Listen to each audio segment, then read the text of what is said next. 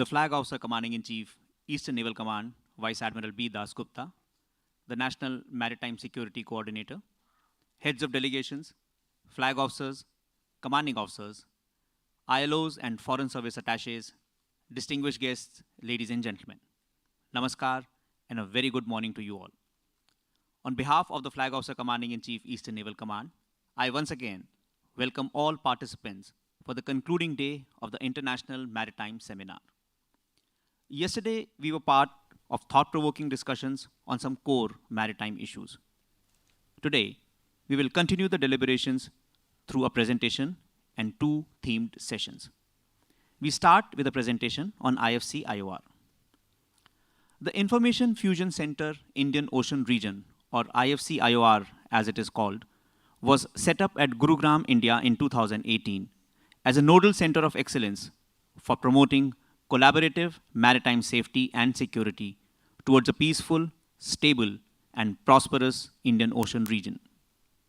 IFC-IOR aims to advance maritime safety and security in the IOR by enhancing maritime domain awareness and coordinating activities through information sharing, cooperation, and expertise development along with partner nations and agencies. I now request the Director IFC-IOR, S. Mohanty, to please come on the stage for the presentation.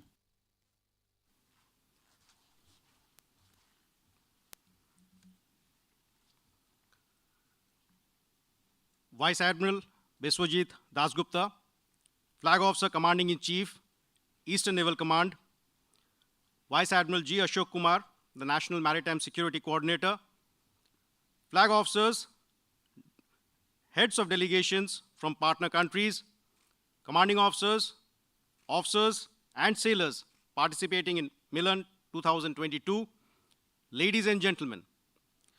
It is my proud privilege to be here today to give a brief on the Information Fusion Center, Indian Ocean Region, during the International Maritime Seminar.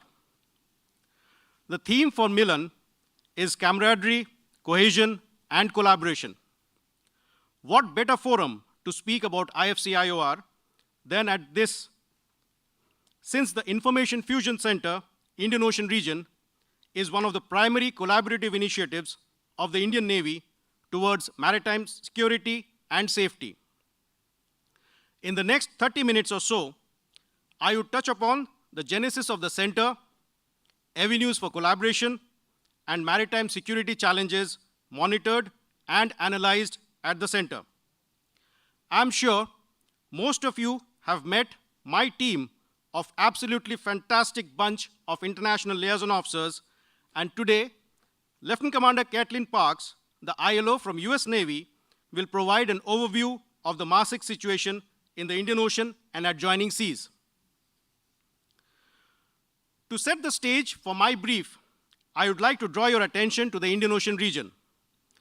The Indian Ocean not only occupies 20% of the Earth's surface, but 1/4 of humanity is also resident in this region.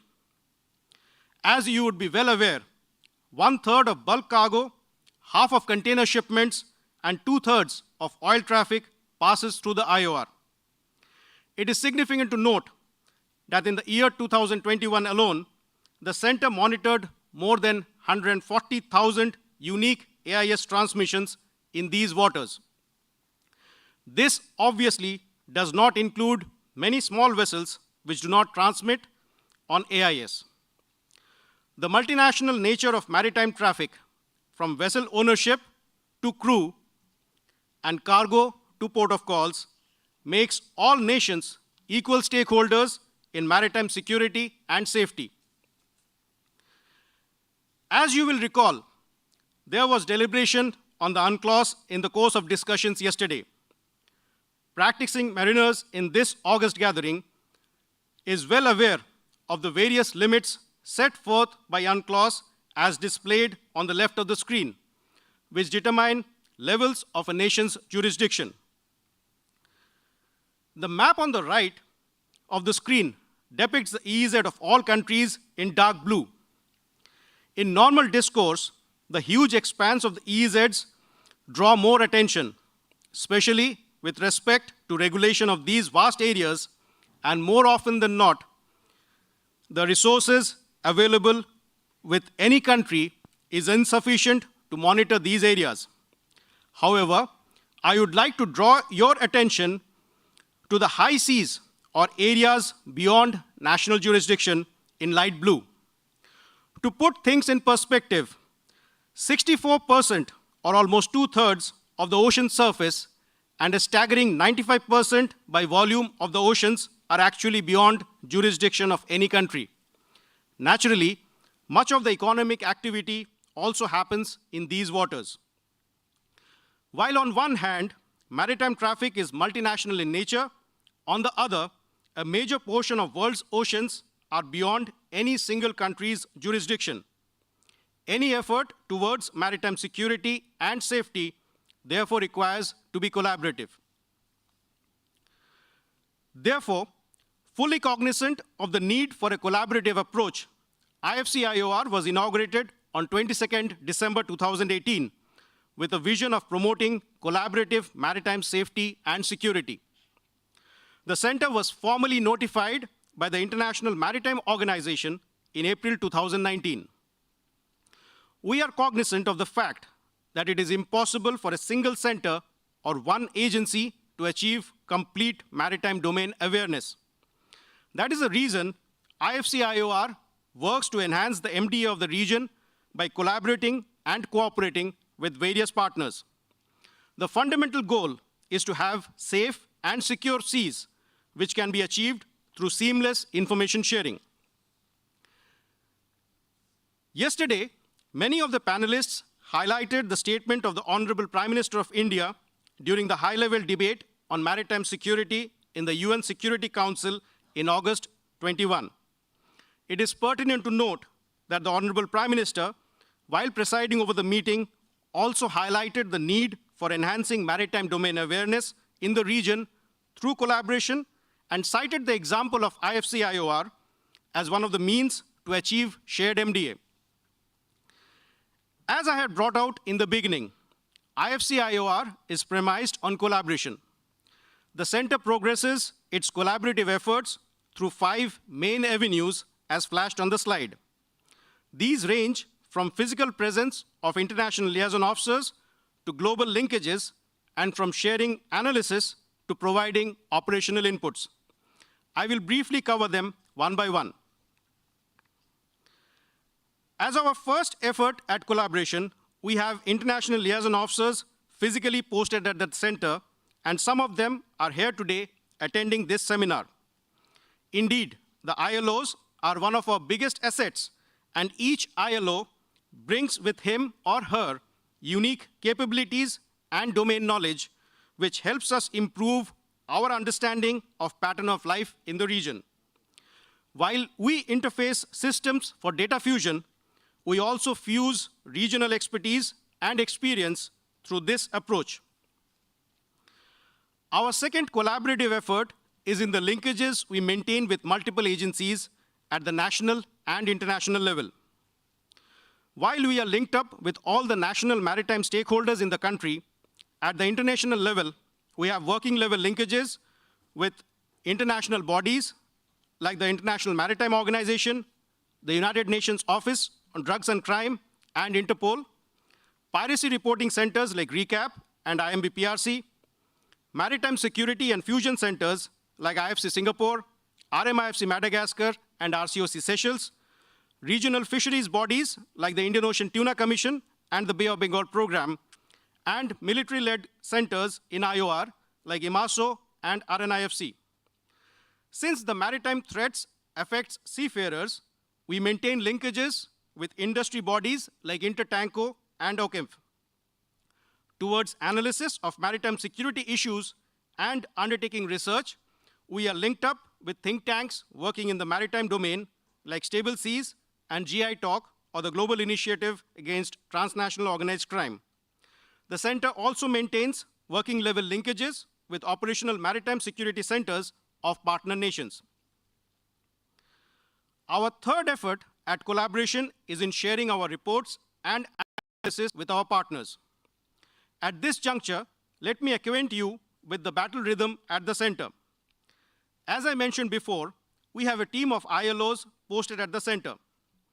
The IFC-IOR team consists of ILOs, Indian Navy officers and sailors, and civilian MDA analysts. This team is constantly monitoring the maritime security situation in the region and provide updates from their national linkages and open source correlation. This information is fused at the center by not only corroborating with other sources, but also by using various proprietary and commercial tools available at the center. Where the information still remains incomplete, we push RFIs to our linkages. Based on this activity on a daily basis, the team is able to generate a coherent maritime security picture of the wider Indian Ocean region. The center broadcasts these maritime security incidents on the website for quick dissemination of information to mariners, while concurrently analyzing them over a longer time frame for developing trends and patterns. This analysis is also published regularly and shared with our partners.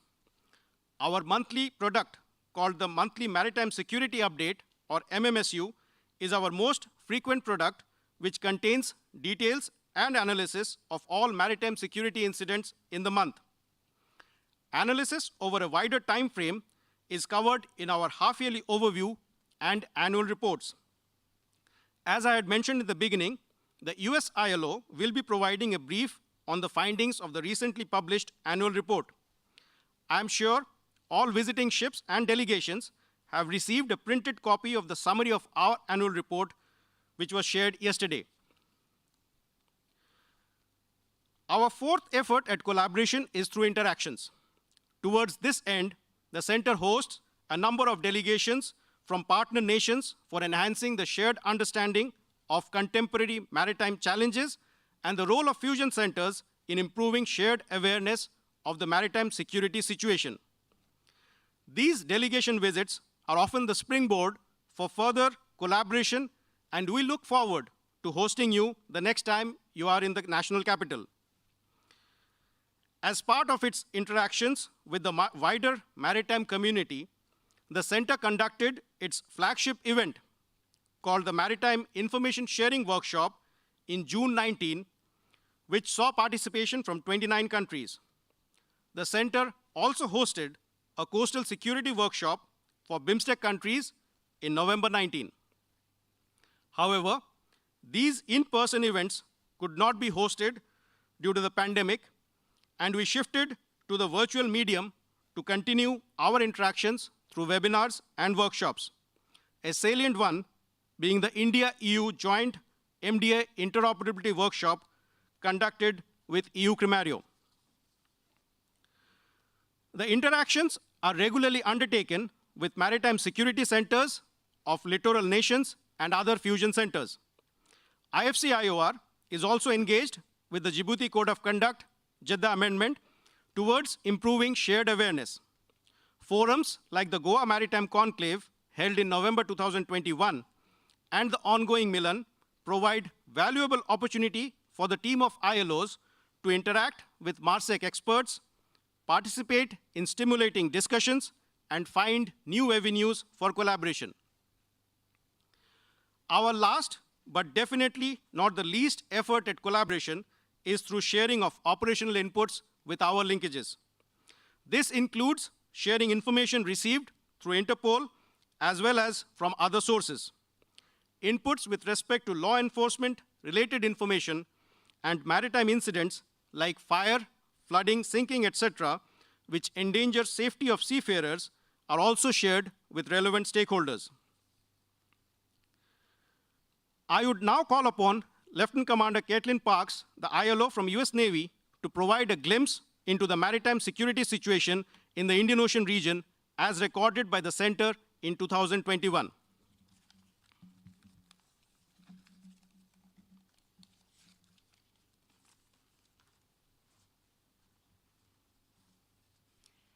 Thank you very much, sir, and a very good morning to you all, ladies and gentlemen. So in 2021, the Information Fusion Center in the Indian Ocean region recorded a total of 3,411 incidents under 5 broad categories that you can see on the screen. They include piracy and armed robbery, contraband smuggling, IUU fishing, irregular human migration, and maritime incidents. And we'll get into these in a little bit more detail in the next slides. For piracy and armed robbery, we monitored 3 hotspots. The Gulf of Guinea continues to remain the global hotspot due to the high level of violence, the dexterity of pirate action groups operating at extended ranges, and the modus operandi for kidnapping for ransom. We also saw a hotspot in Southeast Asia, where the cases were primarily petty sea thefts, although weapons used have been monitored as knives and machetes. The third spot that we monitored was in the Gulf of Aden. However, those incidents have been suppressed due to multinational collaborative efforts from many nations in this room.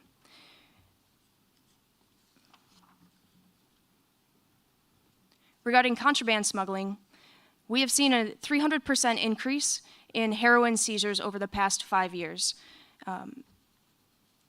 The known hubs are the Golden Crescent and the Golden Triangle, which have seen significant rise in the movement of narcotics from those areas on land to sea routes.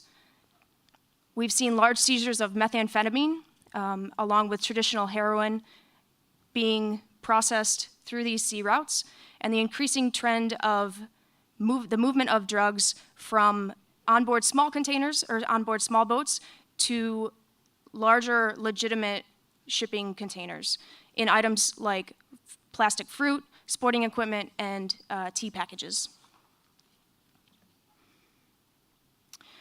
For IUU fishing, IUU is for illegal, unreported, and unregulated fishing, and 1 in 5 fish is illegally caught. In the Indian Ocean region, 40% of the population relies on fish for the major source of protein in their diets. And IUU fishing is estimated to cost $23 billion per year for economical impact. IUU fishing is linked to the depletion of fish stocks, food insecurity in many regions, as these regional fishing fleets exploit the rich marine resources in the Indian Ocean region. IUU fishing is also linked to other maritime crimes, including narco fishing, where the fishermen will actually smuggle drugs occasionally to make extra money, and additionally in exploiting and trafficking humans. As the director mentioned earlier, there are certain areas beyond national jurisdiction that are unregulated, and as such, we've seen legal gaps where in those areas where fishing is not regulated by any laws. For irregular human migration, it's well known that the global hotspot are the sea routes in the Mediterranean. And we've noted that throughout the COVID pandemic, the desperation to reach more favorable destinations has been exacerbated.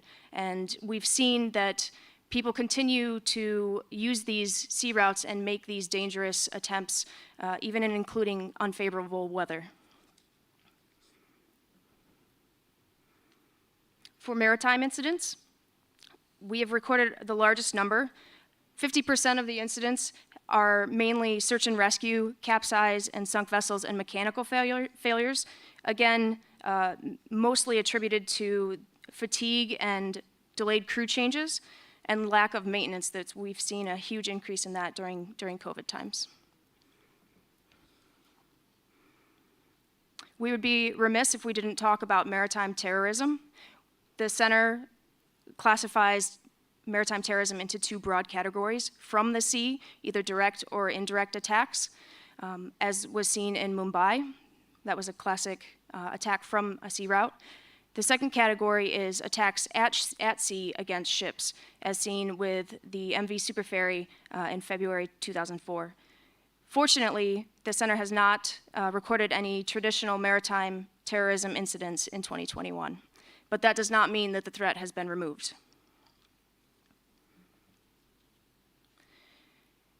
We also are identifying some emerging maritime security threats, including cyber, marine environment, pollution, and then climate change, and we'll get into that a little bit more.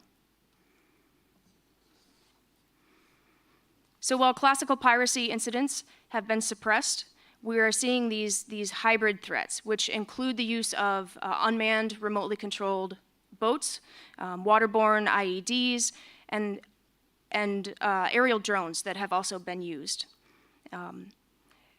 The technology is more available and more affordable than ever, and so our subversive elements tend to be creative in the ways that they are attacking ships in the maritime domain.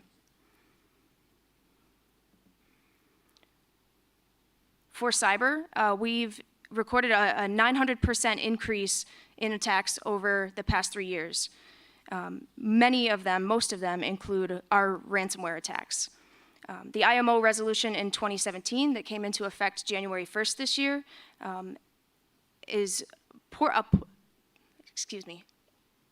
helps address that issue.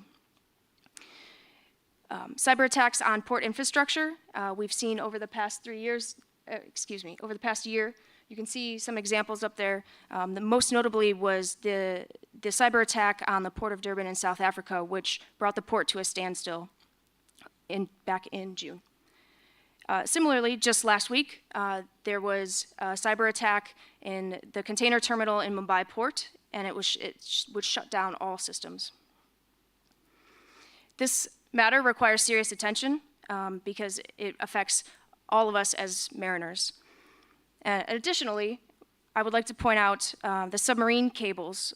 We've seen submarine cables are critical to transnational communications, and we've monitored issues with submarine cables at times, up to and including the natural disaster in Tonga, which was cut off for weeks after the volcanic eruption and the subsequent tsunami. Regarding pollution, we've seen several incidents this year and last year which would take years to address and correct. So the MV Waukesha off of Mauritius in July of 2020 led to a crisis. They spilled 1,000 tons of fuel into a fragile economy that will take years to redevelop. Similarly, this past year, we saw the fire and subsequent sinking of the MV Express Pearl off of Colombo, which led to a discharge of plastic pellets called nurdles and harmful chemicals into the sea. Thankfully, the efforts of Sri Lanka and India contained those incidents, but the long-term impacts of the pollution still have yet to be addressed or identified. Thank you for your time. I'll turn it back over to the director.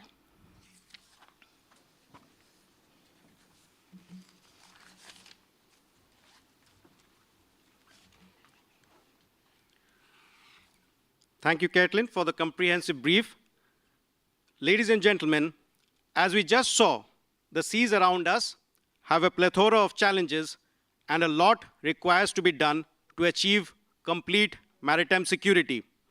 The slide flashed on the screen shows the current maritime security situation in the Indian Ocean region at one place.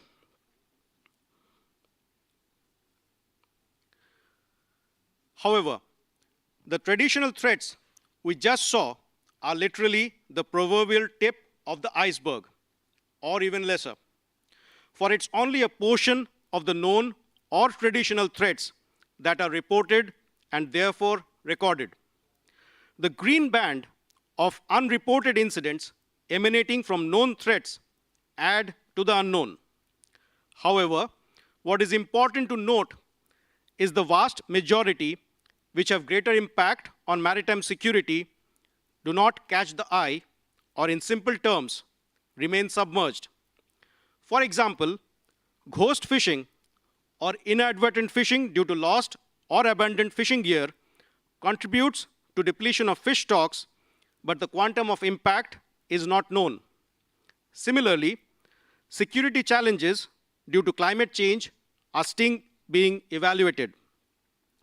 The need, therefore, for all of us engaged in the business of ensuring safe and secure seas is to identify these challenges, duly recognize and address them with the right earnest. In the end, let me be honest in saying that alone we can do so little, and together we can do so much.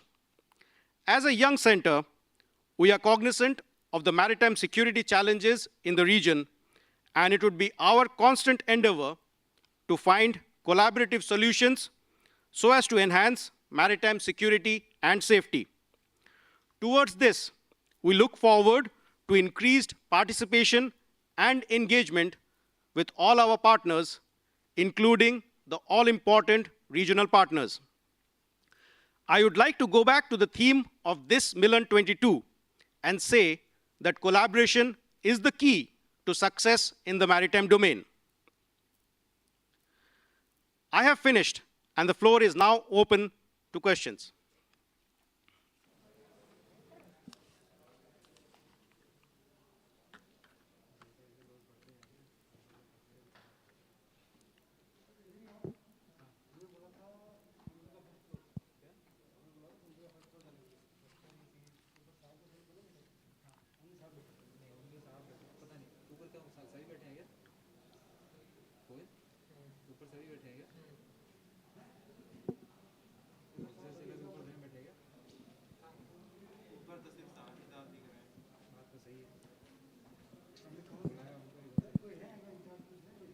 Sir.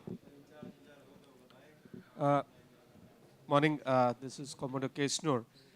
Excellent presentation, and I think one of the key things that Commander Kathleen brought out when she talked about how fishermen would also probably be involved in drug smuggling illustrates the cross-connected nature of crimes at sea. And given that bad guys can always combine faster and better than national entities and with far lesser moral compunctions, I was wondering if your analysts team, does it do these analysis of how one set of crimes can easily lead to another set of crimes? I speak from experience. If you give me 30 seconds more, when I was the DA in East Africa, you found that initially piracy began arguably as a phenomena in the fishing areas by people, Somalis who felt threatened. But as it got on later, we found that proceeds of piracy actually funded terrorism and fundamental impulses in Somalia. So this cross connection of crimes at sea, I wonder if your center, civilian and other professionals analyze it, and if so, that could feature as a part of your subsequent reports. Thank you. Thank you very much, sir. That's a very pertinent point. In fact, our team of ILOs are divided into clusters who undertake research in verticals to better understand the maritime domain and the pattern of life. And in this regard, we are also linked up with various think tanks for progressing our research in this field. However, I must admit we are a young center, and while we have just identified the trends on the surface, we definitely require to dig deeper and connect the dots, as you rightly said, sir.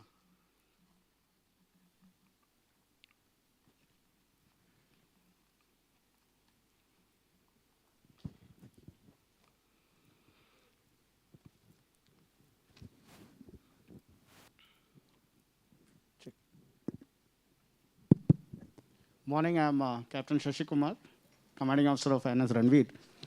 While you pointed out rightly that most of the incidents may be coming out from small ships, small boats without AAS, and with such a vast network that you have, what are the initiatives that you have taken for getting information about non-AAS and smaller platforms? And is that data being shared across? Thank you, sir, for your question. So while I mentioned that we are tracking ships which are transmitting on AIS, and I also mentioned that there are a large number of vessels which do not transmit on AIS. However, it would be misplaced to say that all vessels which are dark, or not transmitting on AIS are involved in illegal activities. Having said that, there are a large number of such vessels which are involved in such activities, and the collaborative effort of the center towards developing the linkages with other agencies is a step in that direction. For example, so we are linked up with the regional counter-narcotics information fusion center based out of Bahrain, which is looking only at counter-narcotics. We are linked up with similar other centers for exchanging information. However, we are an information center, and when such information is received, it is passed on to relevant agencies for taking action on ground.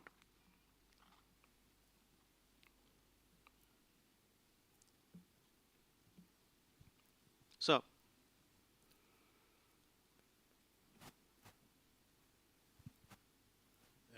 my name is Brigadier Kiswa from Kenya. And thank you for that wonderful presentation. You've just indicated the center is still young. And in the Indian Ocean or in the Eastern Africa and Indian Ocean islands, there are already existing platforms for sharing information.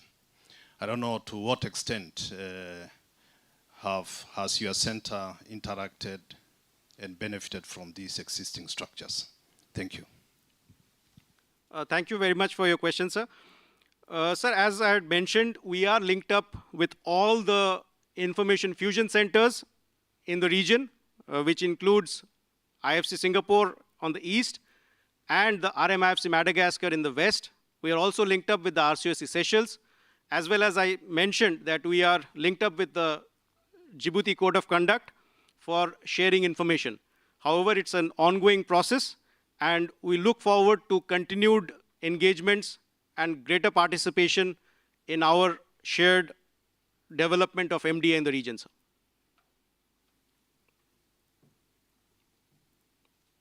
Sir.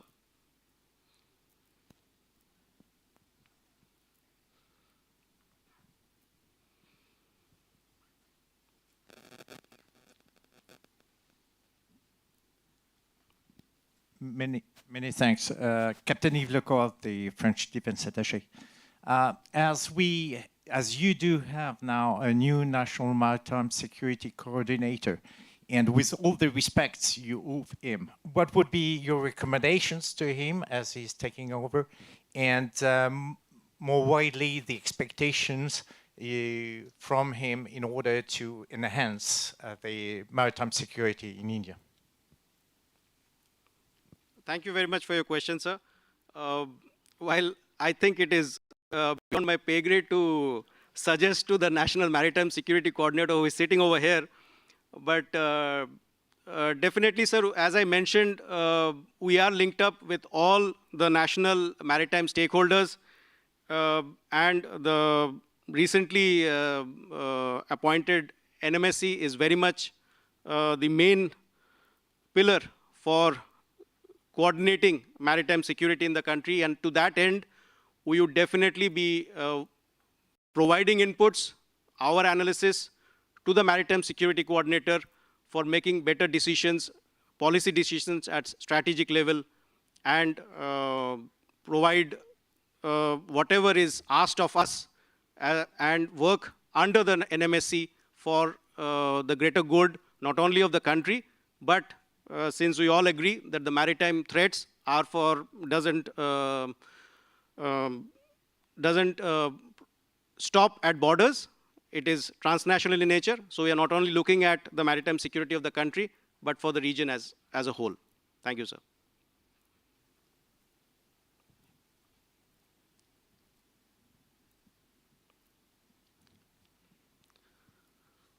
Thank you very much, sir, for a very patient hearing. Thank you.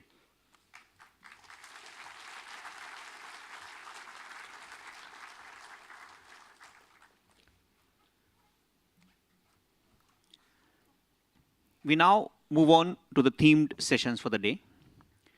We will start with discussions on overcoming non-traditional threats at sea, a collaborative approach.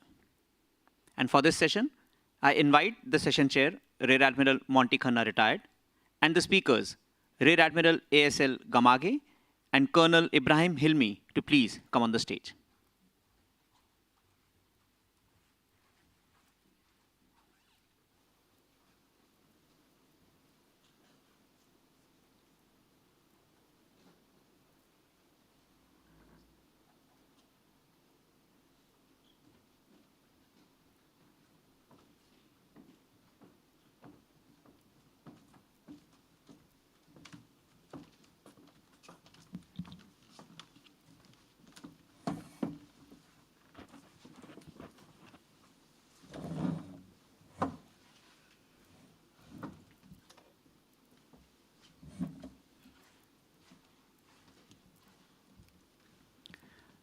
Ladies and gentlemen, Rear Admiral Monty Khanna, the session chair for this session, is a retired submariner and has had an illustrious naval career of 36 years.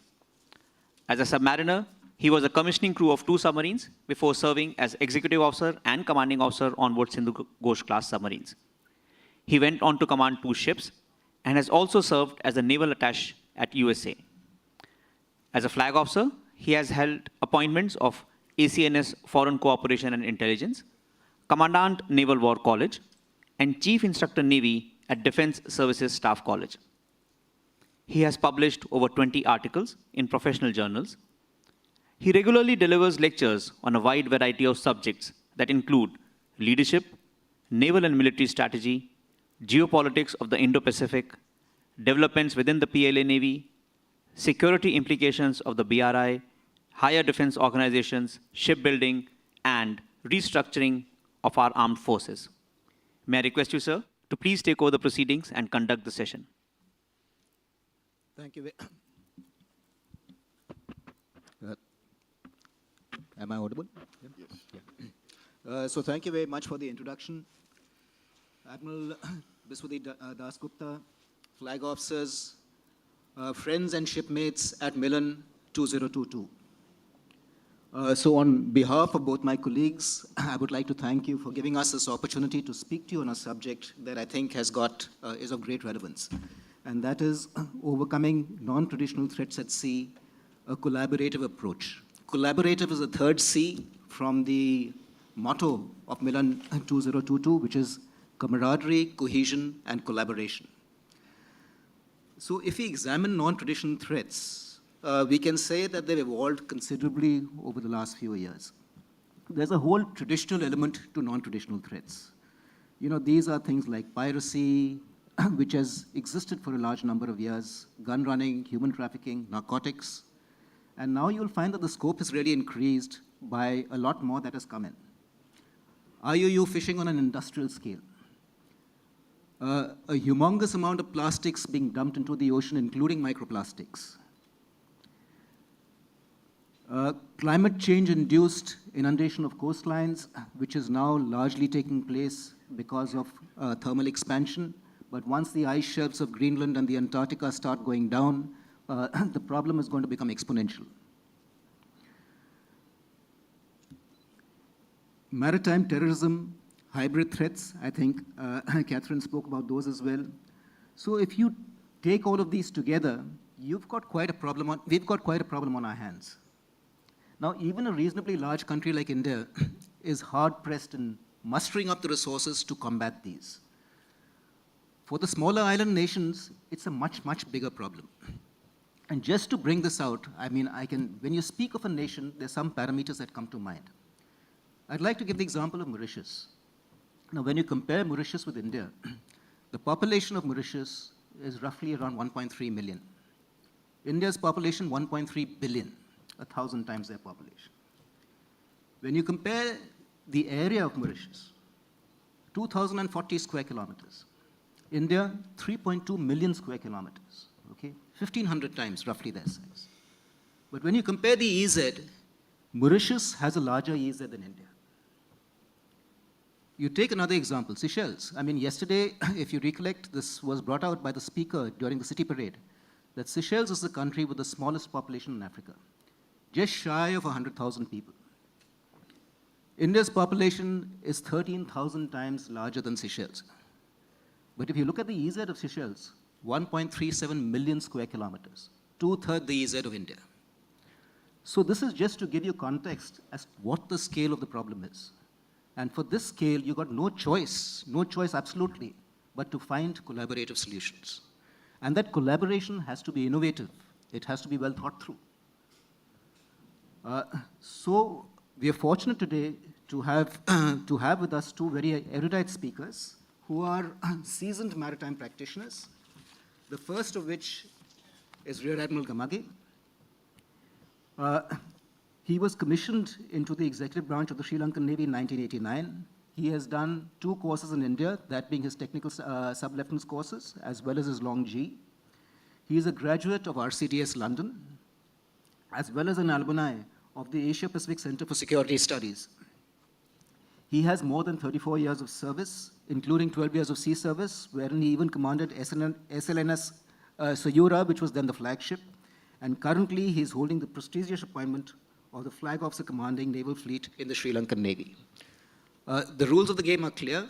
Admiral, you have 10 minutes, and at 9 minutes, I'll give you a warning bell. Over to you, sir. Thank you, sir.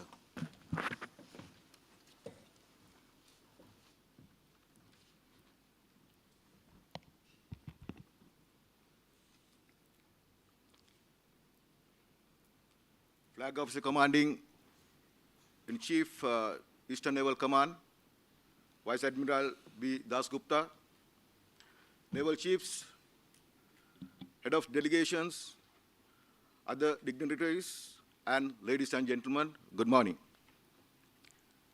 It is indeed a matter of honor and privilege to be among this eminent gathering in the scenic and picturesque city of Visakhapatnam. I will take this opportunity to profoundly thank the Government of India and particularly the Indian Navy for extending an invitation to the Sri Lankan Navy for participation in this excellent forum. Let me also acknowledge the first-rate arrangement for the event and kind hospitality extended to us by the organizers. To begin with, let me quote former Prime Minister Pandit Jawaharlal Nehru. I quote, "To be secure on land, we must be supreme at sea." Overcoming non-traditional threats at sea has emerged as a popular subject which necessitates constructive engagement and collaborative approach by all stakeholders. Today, I would like to share with you my thoughts on overcoming non-traditional threats at sea, a collaborative approach. I shall now cover the subject in the sequence as flashed on the screen.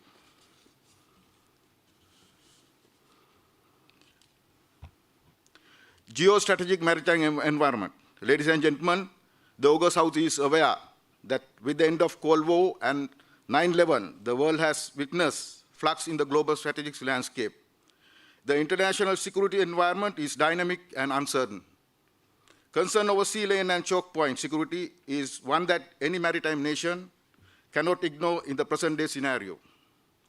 For these reasons, it is paramount that the maritime community is prepared to meet any contingency that may arise at any time.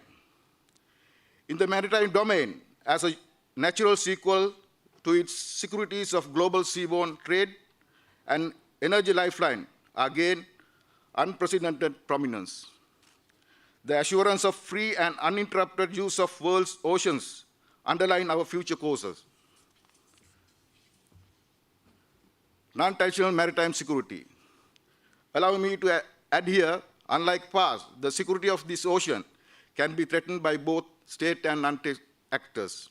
And those are that directly deal with capacities as shown on the screen.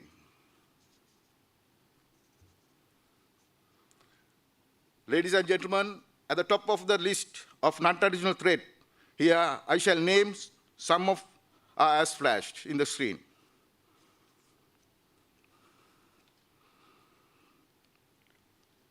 Overcoming non-traditional threats as a naval affair. Maritime security remains predominantly as a naval affair when it's clear that even growing naval capabilities are not sufficient to defend maritime domain. On the other hand, decrease in state control can empower naval industries as a power brokers. In turn, can give the national navies even more advantage for expanding their zones of control through aggressive pressure, for example, through the island and maritime claims. Ladies and gentlemen, as a naval affair, we all must take the initiative's aim to overcome the failures of unilateral naval approaches. Those are such as lack of awareness of the complex nature of the modern non-traditional threats to the maritime domains. We could utilize traditional naval capabilities along with other national law enforcement agencies to increase the enforcement powers of coastal states. A collaborative approach. Ladies and gentlemen, it remains a well-established fact that no single nation has the resource to address the security challenges of the maritime domain as a whole. As our interests in the maritime domain are increasingly interlinked and interdependent, so is the requirement to understand the collective responsibility to deal with these challenges, arguably devising mechanisms to deal with such non-traditional maritime security threats for states to cooperate and work collectively. In my opinion, we should develop a complex concept to overcome non-traditional threats to maritime security that is to be included with legal, economic, military, and social characteristics with other navies. Further, to discuss legal characteristics of regional shared interest in maritime security in a framework of scientific workshop or seminar in a common platform where every navy can address their issues. The regional legal discussions on the application of law regulations to non-traditional security threats in the maritime domain lead for an understanding of interoperability between each other navies and make initiative to find solutions. Ladies and gentlemen, creating a collaborative approach for a common task for multipurpose applicability to wide range of non-traditional threats would be a superlative option. This cost-effective model could be designed by the joint venture to overcome non-traditional threats. This enables developing navies to work together with developed navies to overcome maritime issues at sea. As the best example of a collaborative approach, I must draw your attention to the recent incident in southeast of Sri Lanka. By now, everyone knows about it. Famous Mike Tanko New Diamond incident. However, the responsible agencies, together with Sri Lanka Navy and Sri Lanka Coast Guard, managed to douse the fire without letting it be the second largest oil field in the world. And also the very recent incident of Mike Victor Express Pearl. A blessing is disguised. These two incidents, Mike New Diamond oil tanker and Express Pearl, maritime stakeholders from India, Russia, Singapore, and Netherlands joined hands with Sri Lanka to respond timely against the maritime pollution. It reveals synergizing of joint venture of other navies and a collaborative approach for overcoming threats at sea. Way forward. There are various viewpoints that have been presented on the theme. Out of the above areas that I foresee, here is the collective regional integration with other navies can be cited as the most important pillar for a collaborative approach. Here it is worth mentioning that one country can be more powerful in terms of military, wealth, or size, but unless that country is strong link in the regional integration process, the mere survival of the country is questionable. An ideal example that proves this was the way that Sri Lanka Navy handled the Mike Tanko New Diamond and Express Pearl incidents with other maritime stakeholders. As a regional integration, which is fast becoming the attentions of the whole world by gradually taking the center stage of geopolitics. We can surely improve the regional operations and coordinations of regional institutes. Ladies and gentlemen, as we all know, fusion centers were established after the September 11 attacks to allow collaboration across jurisdictions to respond to criminal and terrorist activities. Those maritime fusion centers are also affiliated with centers that respond in the event of maritime disaster and would be the better tool. If the details of ships that are carrying such dangerous cargo and other details could be provided promptly through these fusion centers, most of the disasters due to accidents of such vessels can be mitigated. The same could be used for a timely response. Hence, the collaborative approach by the way of regional integration with other navies can be seen as a most appropriate way. That could be help our way forward when viewed through the overcoming non-traditional threats at sea perspective to find solutions.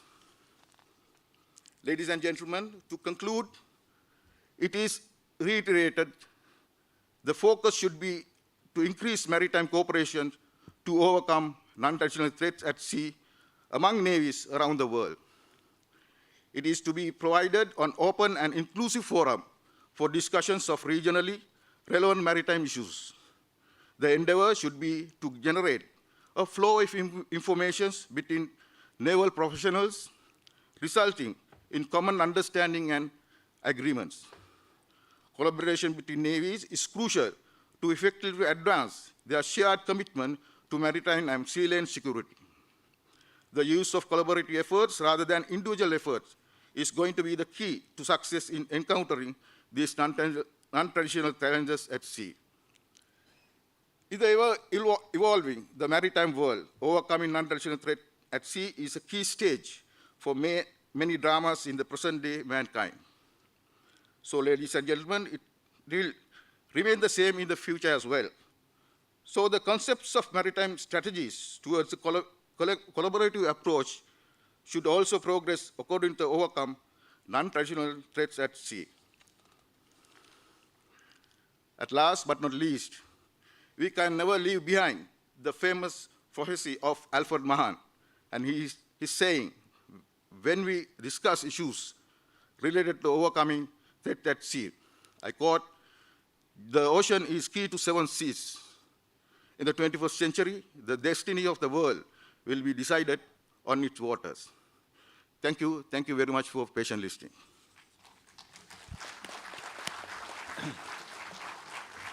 Thank you very much, Admiral. Maritime cooperation and in open and inclusive fora. I think that's very aptly put. Our next speaker for the day is Colonel Ibrahim Hilmi. Colonel Hilmi joined the MNDF in April '88. He is an executive branch officer who specialized in communications doing his long stay in India. He is an alumni of the Defense Services Staff College, Wellington. And like Admiral Gamage, is also an alumni of the Asia Pacific Center for Security Studies, Hawaii, as well as the Defense Institute for International Legal Studies in Newport, Rhode Island.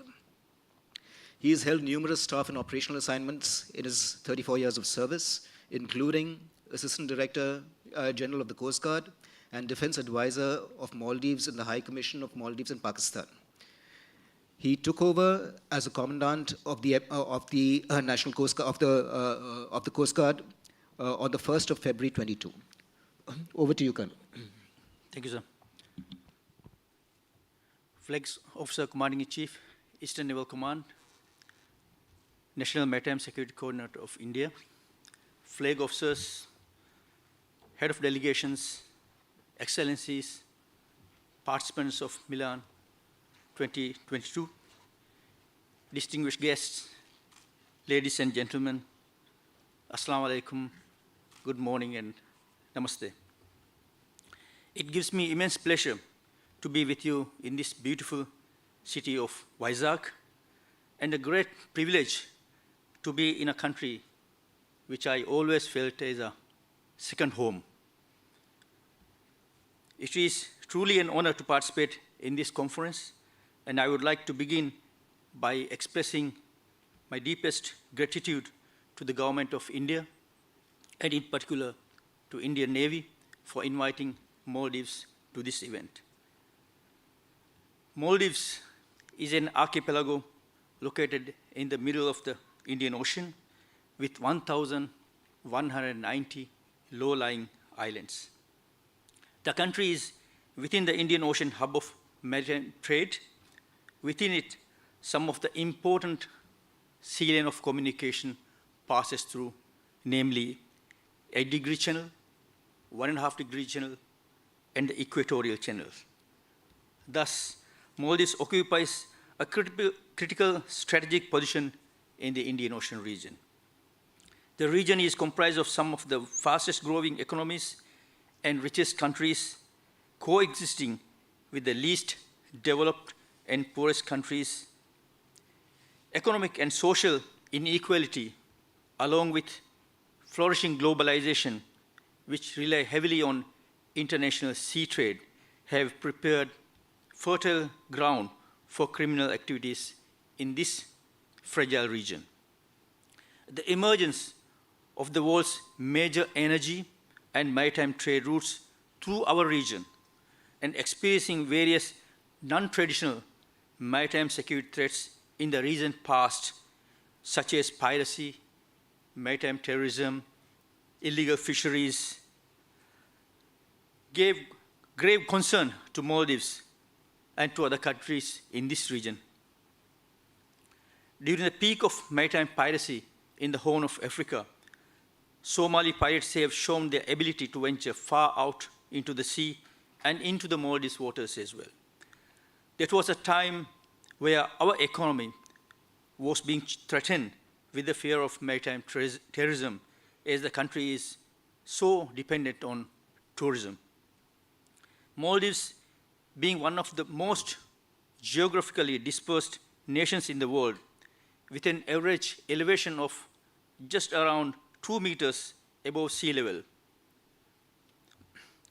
The environmental security threats posed by climatic change remains a high priority focused topic. With the melting of polar ice caps, the Maldives is also exposed to the risk of sea level rise. Future sea level is projected to rise within the range of 10 to 100 centimeters by the year 2100, which would mean catastrophic consequences to Maldives in a worst case scenario. It is important to note that with the rise in the sea level, it would not only be Maldives which would be affected. Vulnerability to climate change hazards has now been magnified by the damage to the coral reefs, which have in turn impaired their protective function. These coral reefs stand as the first line of defense against storms and sea level rise. Any adverse damage to the coral reefs of Maldives would undoubtedly lead to unimaginable consequences. Realizing these climate-related challenges, Maldives has become active on the international platforms as an advocate of mitigating the impacts of climate change. Being located in the center of the Indian Ocean, as a large number of maritime traffic passes through the Maldives, making the country very much exposed and vulnerable to marine pollution. MV Express Pearl, which caught fire on 20th May 2021 off Sri Lankan coast, which the Admiral just mentioned, which is not that far from Maldives, raised alarm bells to us as well, as tons of hazardous waste continue to wash up on Sri Lankan coast after the onboard fire incident in aftermath of the sinking of the ship. Most of the efforts to address traditional and non-traditional maritime security threats are bilateral or trilateral. Since maritime security threats are common in the region, looking ahead, creation and sustenance of regional security architecture remains important. This is of particular importance to Maldives, which has a very fragile economy, highly dependent on a blue economy. The Asian tsunami of 2004 acted as a wake-up call and made us understand how vulnerable we are to maritime hazards. With the goal of encouraging meaningful maritime cooperation in the Indian Ocean region, India, Sri Lanka, and the Maldives initiated a trilateral maritime dialogue in 2011, which is now termed as Colombo Security Conclave. The Indian Ocean is too vast for any country to contain any illegal movement without information sharing. While technology can be harnessed to gain accurate maritime domain awareness, it is more important to have willing nations cooperating to share intelligence and putting up a unified front. Information Fusion Center established in India is a great platform to be utilized, and I thank the Indian government for including Maldives in the center. With multilateral discussions, combined training and education, opportunities, and host of conferences and exercises similar to this one, it would undoubtedly strengthen our ability to respond to any security challenge and highlights the importance of having a collaborative mechanism. Before closing, let me thank the Indian Navy for the kind and generous hospitality extended to myself and to my delegation. Furthermore, for the wonderful opportunity given for me to express our concerns. Maldives, India की दोस्ती हमेशा जिंदा रहे, ये दोस्ती हमेशा सलामत रहे. Thank you very much.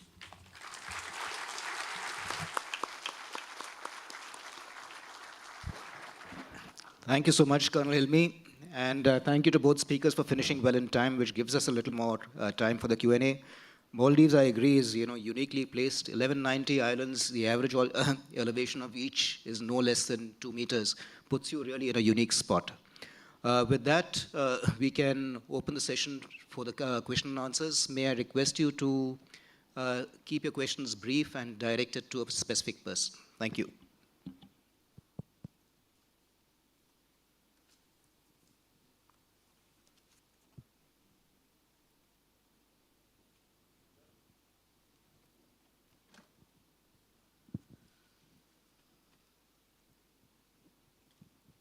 Morning, sir. I'm Captain Sandeep Marathe from Indian Navy. My question refers to Admiral Gamage's comment on non-traditional threat prosecution being a naval affair. Yesterday, we had a discussion on budget constraints and planning capacities of navies. Conventional threats and traditional threats has always been a naval affair, and increasingly in yesterday's 2 days discourse in this seminar, brings the importance of non-traditional threats. So this debate over what kind of capacities should navies possess, weapon-intensive large platforms or low-end, fast, mobile platforms which can actually prosecute these threats which are getting highlighted over the last 2 days. This question resonates again and again in the planner's mind. May I have your views on this? And also, with the permission of chair, this discussion has happened yesterday also, so if you permit, we can ask other views, we can invite views from audience as well.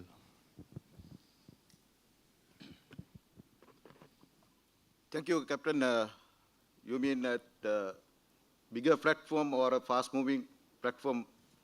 I think both are required for when mitigating the non-traditional threats at sea, because sometimes in Sri Lanka experience, we have captured a lot of human smuggling boats close to the coast. So where we need fast and can operate small boats in the shoreline. And same time, the incident that I mentioned, so we don't have bigger platforms to tackle that situations. So we have to get the assistance from the neighboring countries to mitigate that fire at the bigger ships. Even we don't have the helicopters in the Navy, so we have to combine with other navies in the region. Thank you. Would anyone else like to jump in?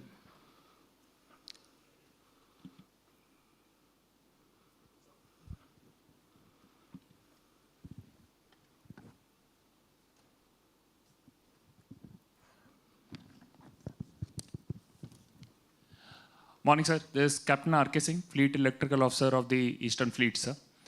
Sir, my question to session chair is, sir, you have aptly highlighted, sir, the gap between the area of responsibility among some nations vis-a-vis the resources at hand. But at the same time, sir, the there is a need also to assess the feelings among the other nation on the basically coercive action, not to be undertaken in the garb of these collaborative approach. Probably in the times to come, this is going to be a major challenge among all the small nations. With your experience, sir, how in your wisdom, sir, it will be apt to address this kind of feeling among the other nations, sir? Actually, you brought out a very pertinent point, I would say, is that how do you address sovereignty concerns while taking up collaborative efforts? Collaborative efforts for maritime security, in my mind, there are many ways it can be done. It can be done at the global level, it can be done at the regional level, the sub-regional level, the bilateral level. I mean, if you see, that is the spectrum in which you can do them. Now, I think really at the bilateral and the sub-regional level, there's a fair bit happening. The problem, if you ask me, is really at the global and maybe at the regional level as well. Take an example of piracy. When piracy developed, how did the response emerge to piracy? The response, emerged in quite a sort of piecemeal manner. Piecemeal was first you had some ships which came in. These coalesced into some sort of coalitions, and finally they formed up into 3-4 large coalitions. That was, you had, 151, you have EU NAV4, Op Atlanta, you had a large number of independent operators. Then you had all these ships that were milling around the area. There was no means to sort of coordinate, to make sure to deconflict. A shade mechanism emerged. Then you wanted some policy cohesion in this entire effort. You stood up the CGPCS in the UN. That CGPCS was in 5 different groups which came up along with it. One looking after legal, one looking after operations, after financial action, best practices. I mean, it was an approach that, okay, you might have finally killed the problem, but in an extremely expensive, I would say, and inefficient manner. And the problem with that approach also is that, when the problem disappears, the people who come to respond normally don't disengage that fast. So there's a residual force that remains in the area. To resolve this issue, actually, to my mind, you have to remove maritime security from geopolitical concerns. You have to segregate these two. And the only way you can do that is really by a global approach and largely UN dominated. So in stark contrast, if you look at, let's say in UNIFIL, the Maritime Task Force, you have contributors all the way from Bangladesh to Brazil, been functioning since 2006. You fly under the blue, you come under the blue ensign, you rotate around, you've got clear rules of engagement, and a much more efficient manner of doing stuff. So I think the UN really has to play a much bigger role, I would say, at the global level. And then you come to the regional constructs. If you've got the regional constructs over here, you've got IONS, IORA, the large regional constructs, where so far I think largely they have been operating in the excise domain. From the excise domain, they have to transit into the operational domain. Where you have standing constructs, like you have Malsindo or Eye in the Sky or a program like that, where there is a requirement, and as that requirement emerges, forces can seamlessly come together to kill that problem in its bud. So there's a lot to be done, and I agree with your point that all this has to be done in a manner that the concerns of even the smaller partners are taken fully care of, so that there's no hesitancy on their side to partake in regional measures of this nature. Thank you. Yeah, go ahead.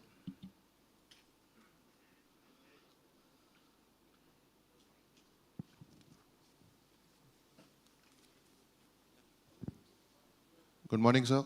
So I'm Lieutenant Abhishek Jaiswal, Gunnery Officer Kiltan. So my question is to Admiral Kamange.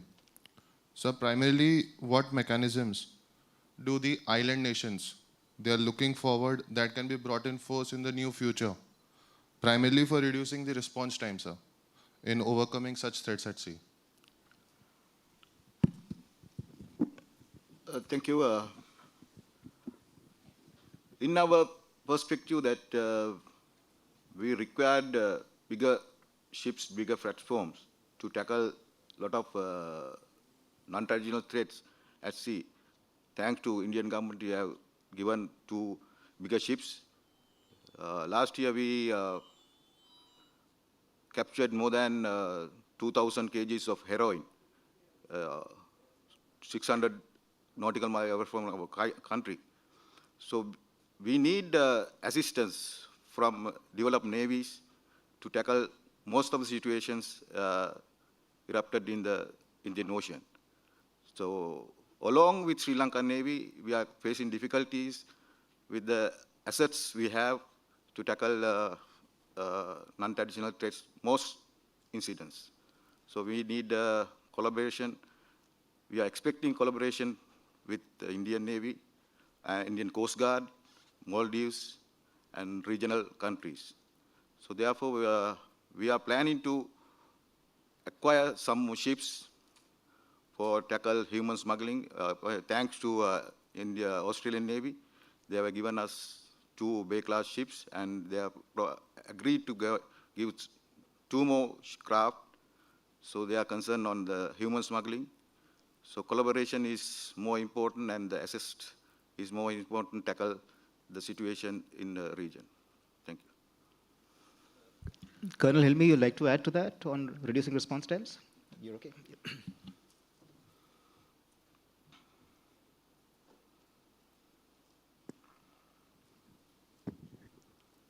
Good morning, sir. I am Commander Dhaval Shah from INS Satwana. The question is for Colonel Ibrahim. Sir, as you have adequately brought out that the non-traditional security threats are evolving more rapidly than ever before and are more transnational in nature when done at sea. In your experience, sir, have you found the maritime laws adequate to tackle these challenges, or have you found them too restrictive or too relaxed? Is there any debate driving changes in maritime law to tackle these non-traditional security challenges? Thank you. Thank you very much. I think yesterday also this has been elaborated. As you all know that UNCLOS came into being on 10th December 1982, and Maldives also being party to the United Nations Convention of the Seas. Sometimes there are limitations while dealing with the threats which we foresee in the region. So from a law point of view, which you have just mentioned, it's not so easy for me to answer that question. However, as I see from my experiences, I could say that it's kind of a beginning, because after Second World War, when the countries had started gaining more control on the sea, especially getting exclusive economic zones beyond 200 nautical miles. This convention actually, when it came to being, irrespective of the size of a country, each country is given 12 nautical miles as territorial waters, and it doesn't extend beyond 200 nautical miles. And there are countries which has put up their claim with extended continental shelf. Even ourselves, we also have put up our extended continental shelf claim to the United Nations. However, there are limitations and restrictions as well, due to the fact that the countries which are adjacent to you, if those countries are also putting up that claim, and once this goes to the United Nations and especially to the Court of Justice, it keeps on dragging for so many years. So that issue doesn't get resolved on a sooner date. So we, from Maldives, also facing such challenges due to Chagos being occupied by the British presently. However, the Mauritius also putting up a claim. But the good thing for us is, on the northern region, northern area of our country, we are able to work together with India and Sri Lanka in the year 1976 and solve our boundary delimitation issue. Thank you very much. I think I'm afraid we run out of time, so we'll wind up over here. I'll just make a very short closing comment, and that I think in my closing comments I'll attempt to answer the question that Sandeep Marathe also raised on what should be an ideal force structure for a maritime force. In this, when you have a wide spectrum of threats that you're confronted with. To my mind, if you have the luxury of having a separate Coast Guard and a separate Navy, then that answer becomes quite clear. That one looks at the external threat or and the other looks at the non-traditional piece of it. But if you don't have that luxury, then of course you have a challenge ahead. But of course, the dominant factor would have to be your national security interests. So if your interests don't, spill into the domain so much of geopolitics, and if they're largely regarding policing functions in your vicinity, then your force will be dominated by a wide spectrum, small asset-based force. If you have, security threats and interests, which are at substantial distances from your own coastline, then your force will have to be accordingly tailored to meet those requirements. And then you will have to see as to how do you force fit that requirement to also cater for that will be the dominant requirement, and how do you force fit that to meet the non-traditional piece as well. That being said, it remains for me to thank both my co-panelists for a very engaging set of comments and remarks, and thank the organizers for giving us this opportunity to speak to you. Thank you.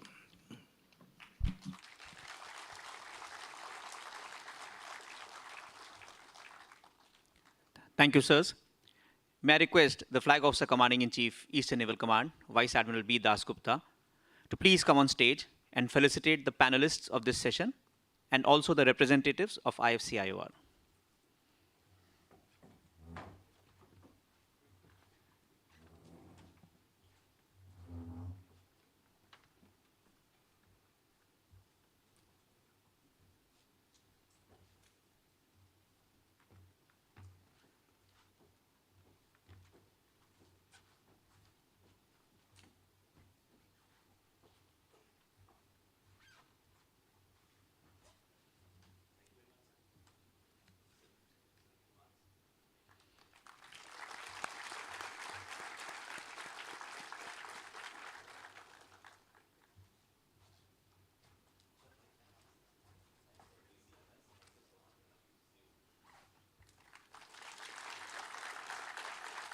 जाओ जाओ जाओ जाओ आप जाओ आप जाओ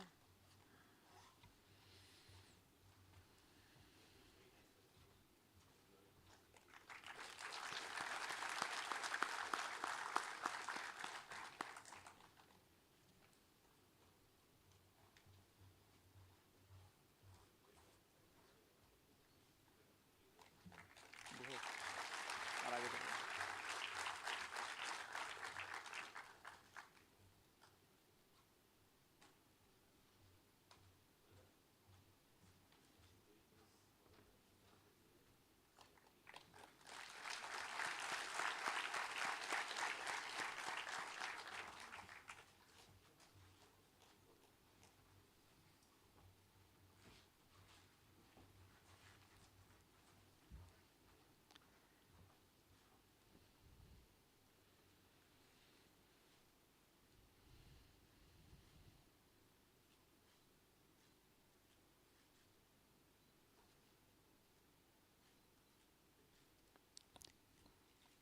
Thank you, sirs.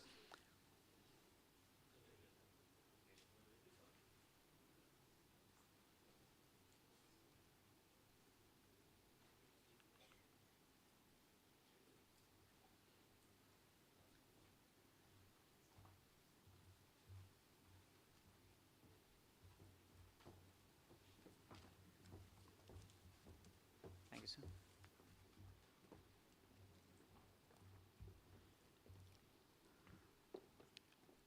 Ladies and gentlemen, we'll now take a short break before the next session.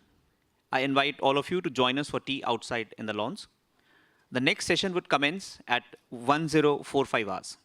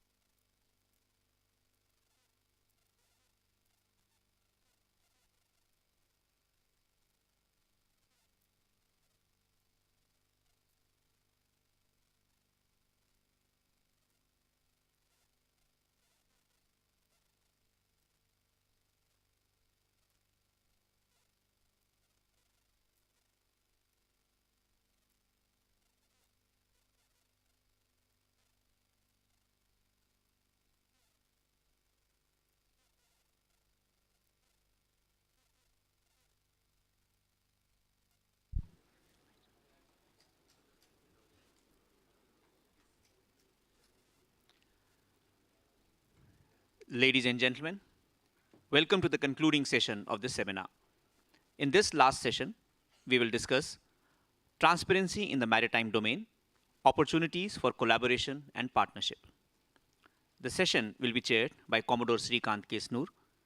May I request you, sir, along with the speakers, Colonel Ong Shinzi, Commodore Jassim bin Mohammed bin Ali Al-Belushi, Rear Admiral Handsome Matsain, and Brigadier J.S. Kesawa to please come on the stage.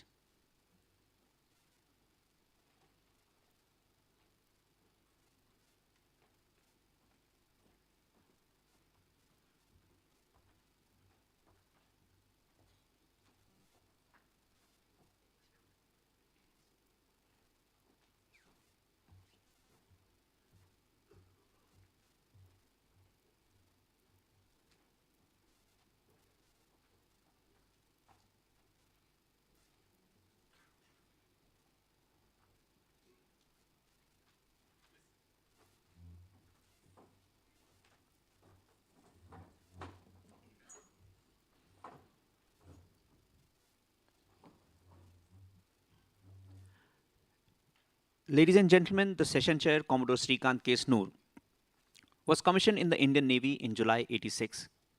In his close to 36 years of naval service, he has had extensive experience in maritime operations, training, leadership, diplomacy, and communication. He has commanded 2 frontline ships. He was also the defense advisor of the High Commission of India in Nairobi, Kenya, with Kenya, Tanzania, Seychelles, and Somalia as his area of responsibility. He has a PhD from Mumbai University, apart from 5 postgraduate degrees in science and social sciences. He has been senior faculty at naval military colleges and training institutions. He has also been the lead writer and chief editor of 9 books and many journals for the Indian Navy. He is presently serving as the director of Maritime Warfare Center, Mumbai, and is also the officer in charge of the Naval History Project. May I request you, sir, to please take over the proceedings and conduct the session. Thank you. You can hear me at the top? Thank you. Admiral Dasgupta, the FOCNC East, the esteemed moderators of the previous 3 sessions, Admiral Ashok Kumar, the Maritime Security Coordinator also, Admiral Monty Khanna, and Admiral Vishwanathan, flag officers, ladies, gentlemen. Welcome back. One of the challenges when you are handling the last session of any seminar is sort of, as we say, to sustain the momentum. To talk in cricketing parlance, a game that many of us are obsessed by. How do you play your innings when the top 3 batsmen, the previous 3 sessions and 3 moderators have scored very well and paced the innings beautifully? So for that, of course, I need to look no further than this very wonderful panel that I have of 4 speakers, and if you include myself, we represent 5 countries that I would think offer certain interesting and interconnected geographies. Now, yesterday, Admiral Paparo mentioned about sea spaces, and he spoke, of course, in an operational and strategic sense. And today I'm using the phrase geographies more from a historical and cultural lens that the CNS alluded to in his opening remarks. So the 5 nations represented here, Singapore, Oman, India, Kenya, and South Africa, in a sense, were interacting for millennia, or the countries that, or the peoples that form the part of those geographies for a long time, if you take a historical view. And there are enough markers of that interaction for 2,000, 3,000 years. And then the word order was upended when Vasco da Gama sailed around South Africa, came to Kenya, Malindi, from where he was led by an Arab navigator, Ibn Majid, who was also called the Moor of Gujarat, and who brought him to Calicut in 1498. And for next 500 years, you had a different word order. After World War II, you had a new word order again, in which all of us sort of were decolonized and did nation building. And at the end of the Cold War, and the fall of the wall, we started then looking outwards. And I think this phase of maritime collaboration is a manifestation of how the world has changed and how we're moving closer over the last 3 decades or so. And one of the interesting aspects of the post-Cold War development is the Milan. It started, as you're aware, in 1995. And I was speaking to Admiral Shekhawat, who was the CNS when Milan started in 1995, the pioneer. And he said an interesting thing. He said, we started Milan because it started in Port Blair. There was misconception amongst many nations that Port Blair was being used as a secret naval base, and we wanted to be transparent about what Port Blair was being used for. So it connects very beautifully with this session of transparency. Now, of course, when we talk of transparency here, we're talking of more in the operational sense, in the maritime domain awareness sense, but I think India contributed in a conceptual level to that transparency with the Milan series. And for that, we have 4 very outstanding speakers. I begin this talk inviting Colonel Ung Shin Shi. He is from the Republic of Singapore Navy. He joined the Singapore Armed Forces in 1997. He trained overseas in the Imperial College of Science, Technology, and Medicine with a Bachelor of Science, majoring in mathematics. And then subsequently, he did his staff college in China. More importantly, the colonel has commanded RSS Freedom, a fearless-class patrol vessel, and thereafter RSS Formidable, a formidable-class frigate, and then he went on to command the flotilla. He has done wide array of tenures in the plans, restructuring, in the ministers, as a minister speechwriter, in senior operational appointment, and then he was appointed as the Deputy Fleet Commander in November 2021. So, Colonel, 10 minutes. I'll give a bell at 8. Thank you.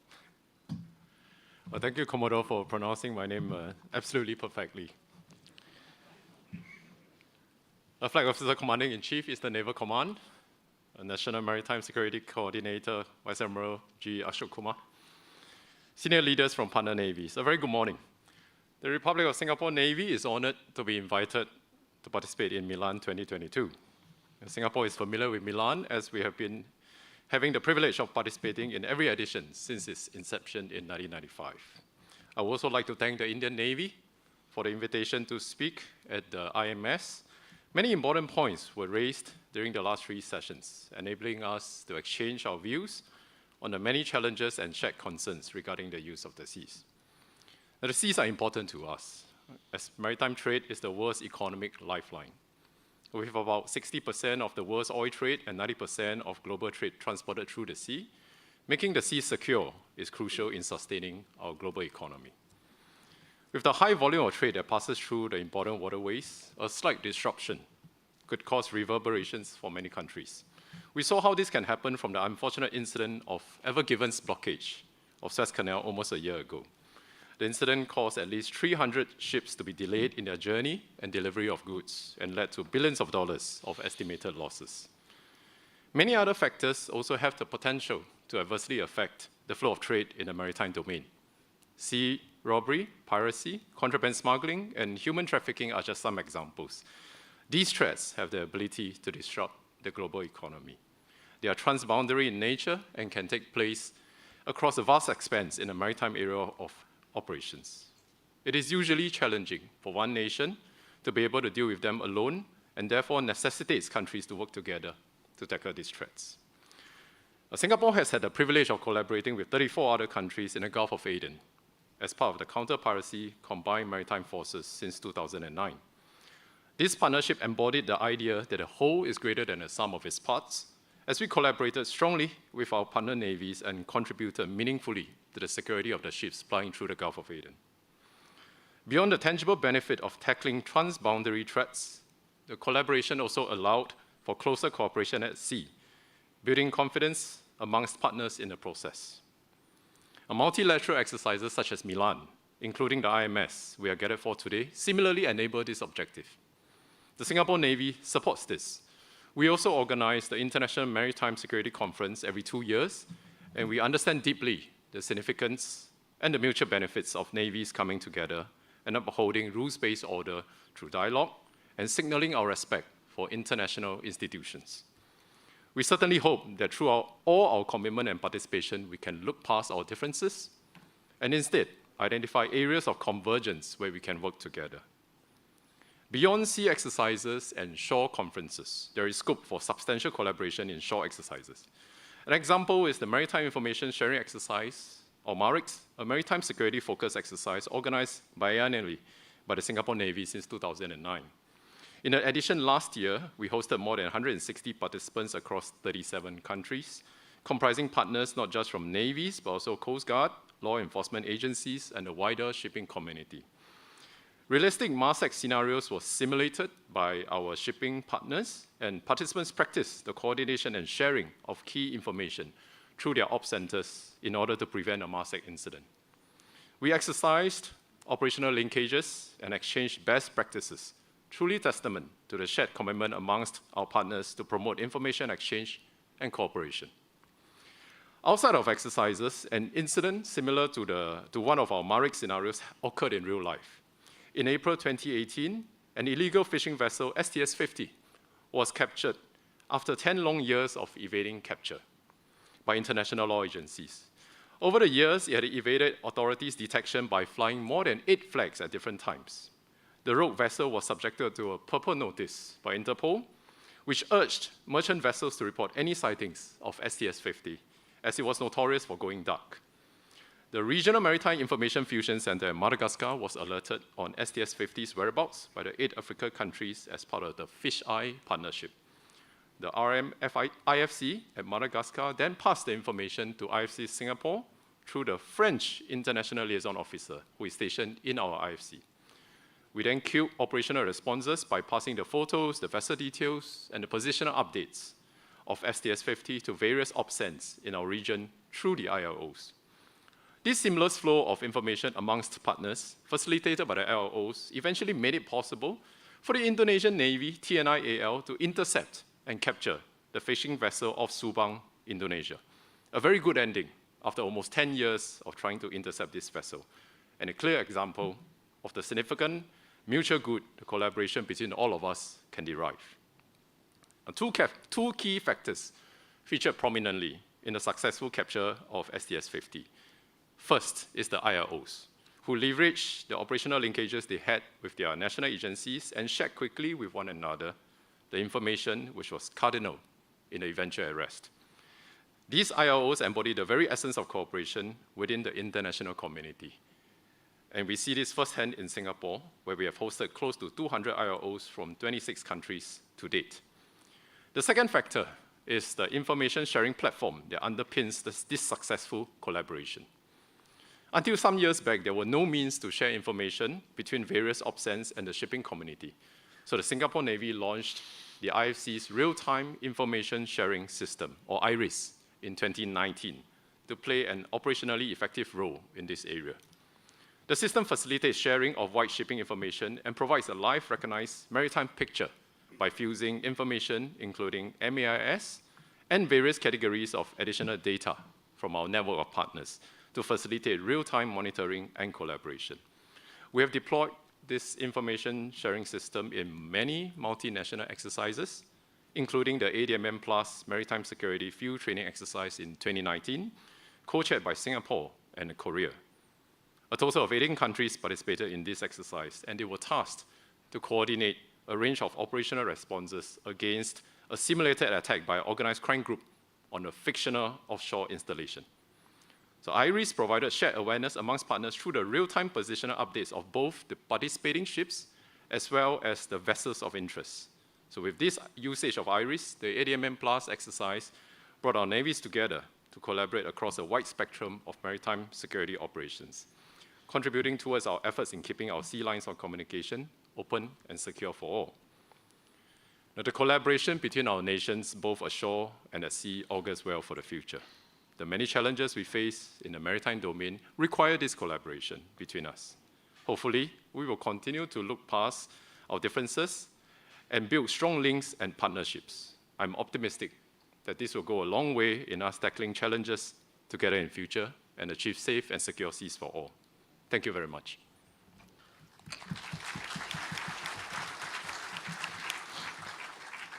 Thank you, Kanerji. You actually, like a record sprinter, shaved off a bit of your own time. And I think that gives us a bit more to discuss. And I think the example, the illustrative example that he gave of lots of collaboration leading to a capture of merchant ship, errant merchant ship after 10 years, tells us both the opportunities and challenges. The fact that it was done is great. The fact that it took 10 years also tells you some of the possible challenges. Ladies and gentlemen, our next speaker is from the Royal Navy of Oman, Commodore Jassim Muhammad Ali Belushi. Yes. Right. Commodore Jassim was commissioned in August 1992. He's had a very busy career at sea. He's been navigation, gunnery officer, warfare officer, and thereafter he commanded ships. And he then went up to handle both the operations and plans like are from Singapore. He also holds degrees in naval and military science, graduating with a Master of Arts from NDC in US. At the moment, he is the Director General of Plans and Operations in Headquarters RNO. Thank you, sir. Assalamu alaikum. Peace upon you. Respected Flag Officer Commanding-in-Chief, Eastern Naval Command, Vice Admiral Biswajit Das Gupta, ambassadors, distinguished guests, senior officers, mariners, ladies and gentlemen, good morning to you all. To begin with, please allow me to express my heartfelt thanks and sincere gratitude to the Indian Navy for the kind invitation and generous hospitality. It is really tremendous achievement to gather and host 40 different nations in such event, Milan 2022. So we commend you for that. I think Milan 2022 theme speaks out itself. There is no doubt that the importance of the three pillars shown in the theme will be the takeaway from this exercise. Enhancing transparency in the maritime domain is quite important. To detect, deter, and defeat threats as early as distance from countries' interest in possible time. This will allow and enable accurate, dynamic, and full spectrum of maritime threats and will allow sustain the full applications of the law to ensure freedom of navigation and the efficient flow of commerce. Now, as we all know that COVID has demonstrated to be a virus foe on law enforcement agencies in general and navies in particular. The pandemic resulted the loss of lives, stopped operational ships from operating, and disrupt supply chains. Consequently, the pandemic affecting the monitoring of the maritime domain. The Indian Ocean in general is a very busy ocean. It covers 20% of the world's waters. According also to US Energy Information Agency, 21% of the global petroleum liquids consumptions goes through the Strait of Hormuz. On the other hand, the Strait of Malacca sees 76% of the oil transit to the Far East. Keeping the flow of energy safe, avoiding oil pollutions and maritime environment violators is one of the many maritime challenges. According to several agencies, drugs and small arms trafficking has increased during the years of the pandemic. All above present challenges to the maritime domain and are significant strategic concerns. Transparency is needed in the maritime domain to overcome such challenges. Transparency can be achieved by sharing unclassified information between maritime security centers. The sharing of information advances intelligence, surveillance, and reconnaissance, the ISR. Furthermore, it is more effective than unclassified data sources, analytical process, and tools available in the commercial sector. The sharing of unclassified information could be leveraged to make the maritime domain awareness data more accessible and productive. The Sultanate of Oman started and made headway in increasing the transparency of maritime awareness through its Maritime Security Center recently commissioned. However, the road is long. The Royal Navy of Oman achieved that by signing MOUs with neighboring countries. The objective of the MOU is to speed up the flow of information and enhance reaction time to crises and illegal activities. The exchanging of information allow production of near real-time shareable information from which all authorized interested partners can benefit. Oman and India signed an MOU for exchange of white shipping information on 27th September last year. This MOU facilitates information exchange on merchant shipping traffic through the IFC-IOR India and Maritime Security Center Oman, and contribute to enhance maritime safety and security in the region. Just to elaborate on the white shipping agreement, it refers to exchange of prior information on the movement and identity of commercial, non-military merchant vessels. So ships would be classified into three categories. The white ship would be the commercial ships, gray ships would be the military vessels, and the black would be the illegal vessels. But how important is this agreement?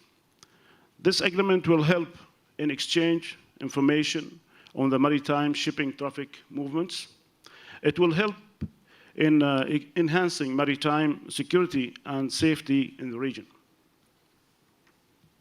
The Indian Navy, in its global outreach, has so far associated with 21 countries and, correct me if I'm wrong, 22 multinational agencies which help in sharing information related to maritime activities in the Indian Ocean region, IOR, in real time.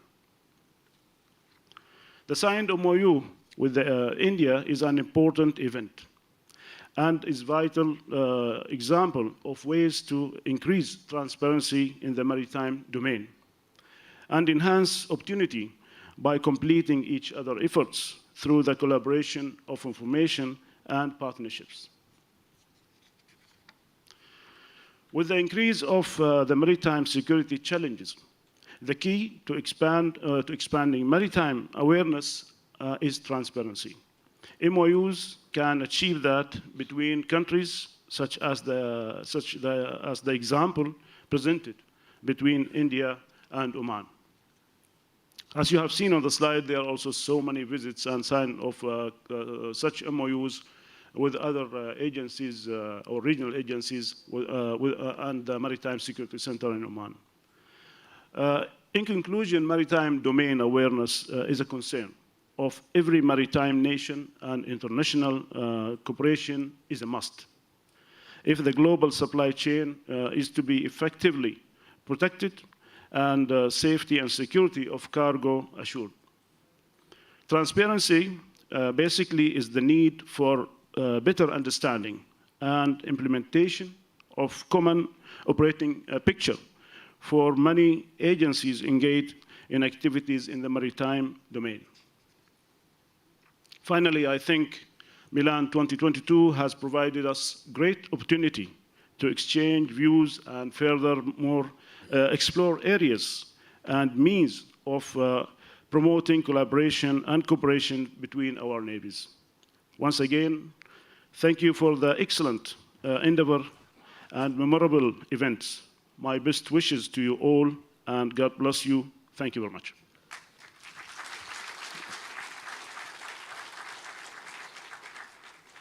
Thank you, Commodore Al-Balushi. I think the key takeaway he stressed was maritime domain awareness, make it more accessible, make it more productive, and make it faster. And he gave certain examples of that. I think if you see the IOR IFC presentation, in a way, it sort of flows into what our friend from Oman is saying. Ladies and gentlemen, our next speaker is from South Africa, Admiral Handsome Thamsaga Matsane. Admiral Matsane is currently the Director Maritime Warfare of South Africa Navy. He's had a very distinguished career. He's a master's. He's a submarine commanding officer, and then he was submarine squadron commander. So, Admiral, over to you. 10 minutes. Thank you. Singapore gave me another 2 minutes. Yes. We have been cooperating, integration, but we still have a problem. Why? Vice Admiral Das Gupta, Flag Officer Commanding in Chief, Eastern Command, Fleet, Senior Delegate, Admiral, Flag Officers, Officer Commanding, Senior Officer, ladies and gentlemen, distinguished guests, Namaste.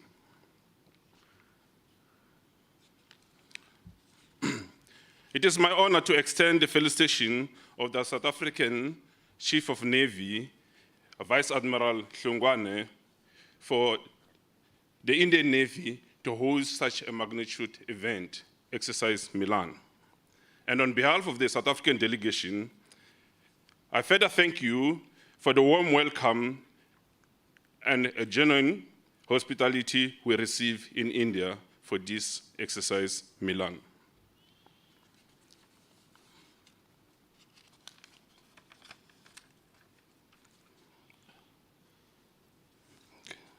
That is my direction for the presentation that I'm about to do.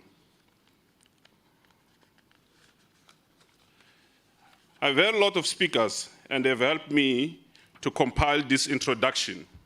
Collaboration starts with agreeing on the concept. We have agreed on the concept. We need a secure maritime domain and a good governance on it.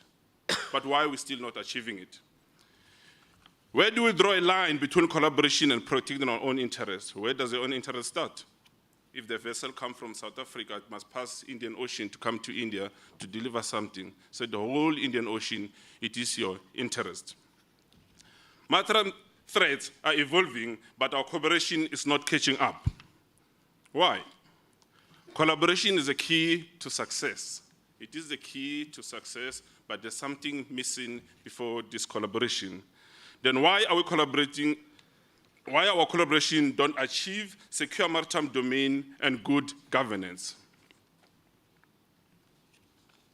Ladies and gentlemen, mankind is fascinated and has been fascinated and dependent on the maritime domain because the medium of the transportation, trade routes, sovereignty, leisure, resources, medium of information, the submarine cables that we talk about.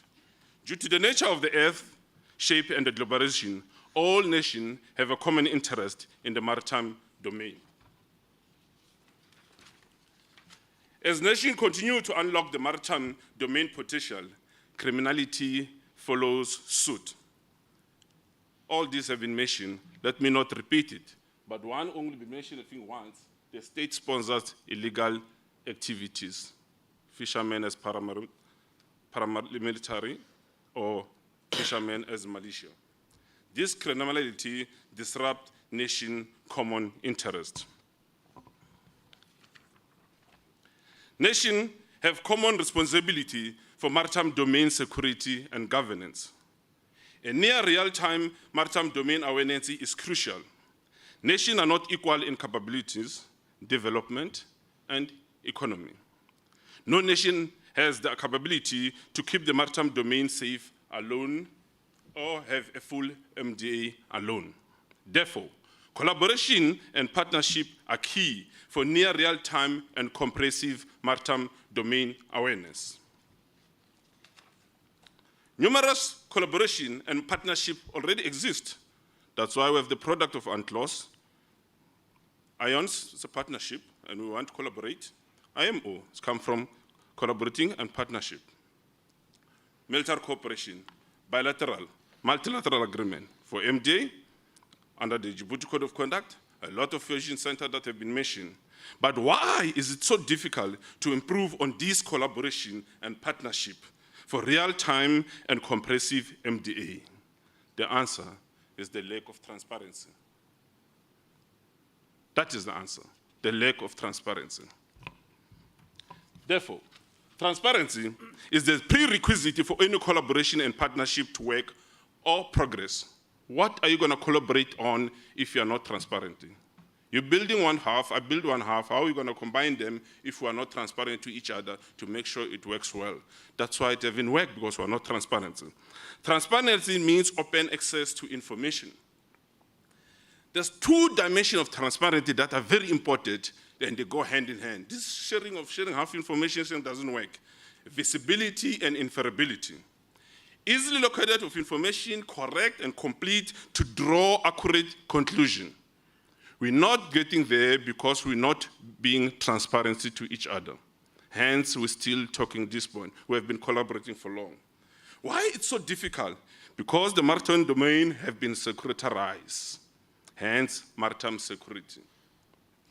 That is a problem. And what happens when it's securitarized?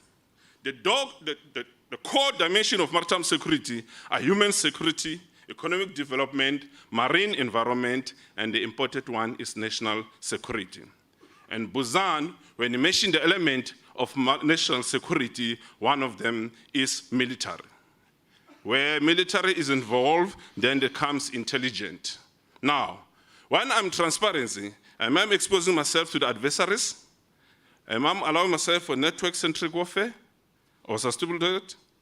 State sponsors illegal activities. Militia, are they going to use this? Hence, will lead to lack of transparency. That have led to lack of transparency. Transparency, it builds on the notion that information matters, has the ability to improve, empower, and create awareness. Unfortunately, intelligence also follows suit. The question maybe should be how to improve transparency in order to increase the opportunity for collaboration and partnership, to better maritime domain awareness as the foundation for secure maritime domain.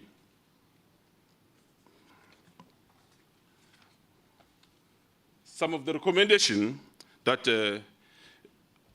they already been mentioned by my fellow speaker here.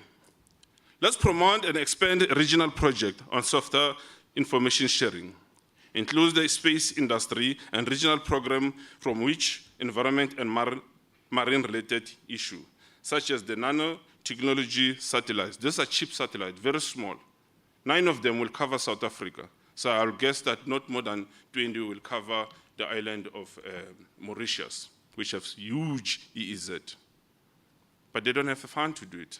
So we need to help them. The global monitoring of environment and security, that also sponsored the African Marine and Coastal Operation for South Africa, MARCO South. Let's tap into this. This will assist us that we have the same information and then we will be able to gain confidence and trust, and then we can be more transparent. But the important one, enhancing capability of less affording state. The problem with the less affording state is they show you their cost because that's what they need. It's not the white shipping that's a problem. It's the black shipping that is a problem. And you don't get it on AIS. You need from the state. But the state can't see what's happening in their own EEZ. So let's assist them in getting this right. Representation of all affected states in the fusion center. I'm happy that's happening, but let's continue for everyone to participate into it. Then they can see what's happening and they can operate for them. The continuation of dialogue, such as this seminar, will assist in understanding this problem of transparency / MDA. Let's make all effort to boost the transparency because by improving confidence and trust in sharing software information, after that, the harder part of the information, software is non-militaries, and then when you become trust to each other, then the harder part, which is military more related, that's what we're worrying about, this intelligence, then it will come naturally. This could result in a full transparency in the maritime domain, and as a result, opportunity for collaboration and partnership in the maritime domain will prevail. No nation can achieve maritime security alone. Collaboration and partnership is the only way forward.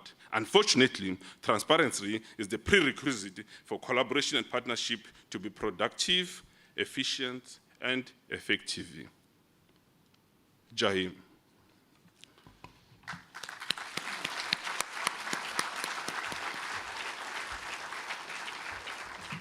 Thank you, Admiral. And though he threatened to take 2 minutes bonus that the speaker from Singapore had given, ultimately he did not do that. So he gave me 2 minutes to introduce our next speaker. And I think the Admiral brought out some key points, one of them being the tension between intelligence and transparency in terms of sharing. Also, he made some good suggestions. I was particularly taken up by his suggestion about technology and nanotechnology satellites. The Admiral began talking of how mankind has been fascinated with the oceans. And that mankind, or that humankind, in a sense, was born in Kenya, as I think Admiral Paparo said yesterday. Our common DNA goes to one lady in East Africa. So if that illustrates the beauty of Vasudhaiva Kutumbakam, or We Are the World, I think Kenya epitomizes that in many ways. 10 years ago, about this time, I was saying Kwaheri or farewell after 3.5 years in Kenya, when we were actively involved with many other countries in counter-piracy activities when piracy was at its peak.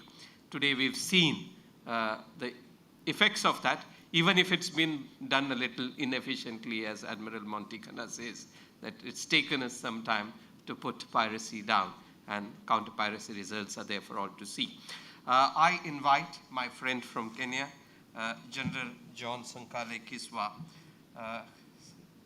General John started, he was commissioned in August 1992. He's a seaman officer, specialist in navigation like the CNC. In fact, he did his long ND in India.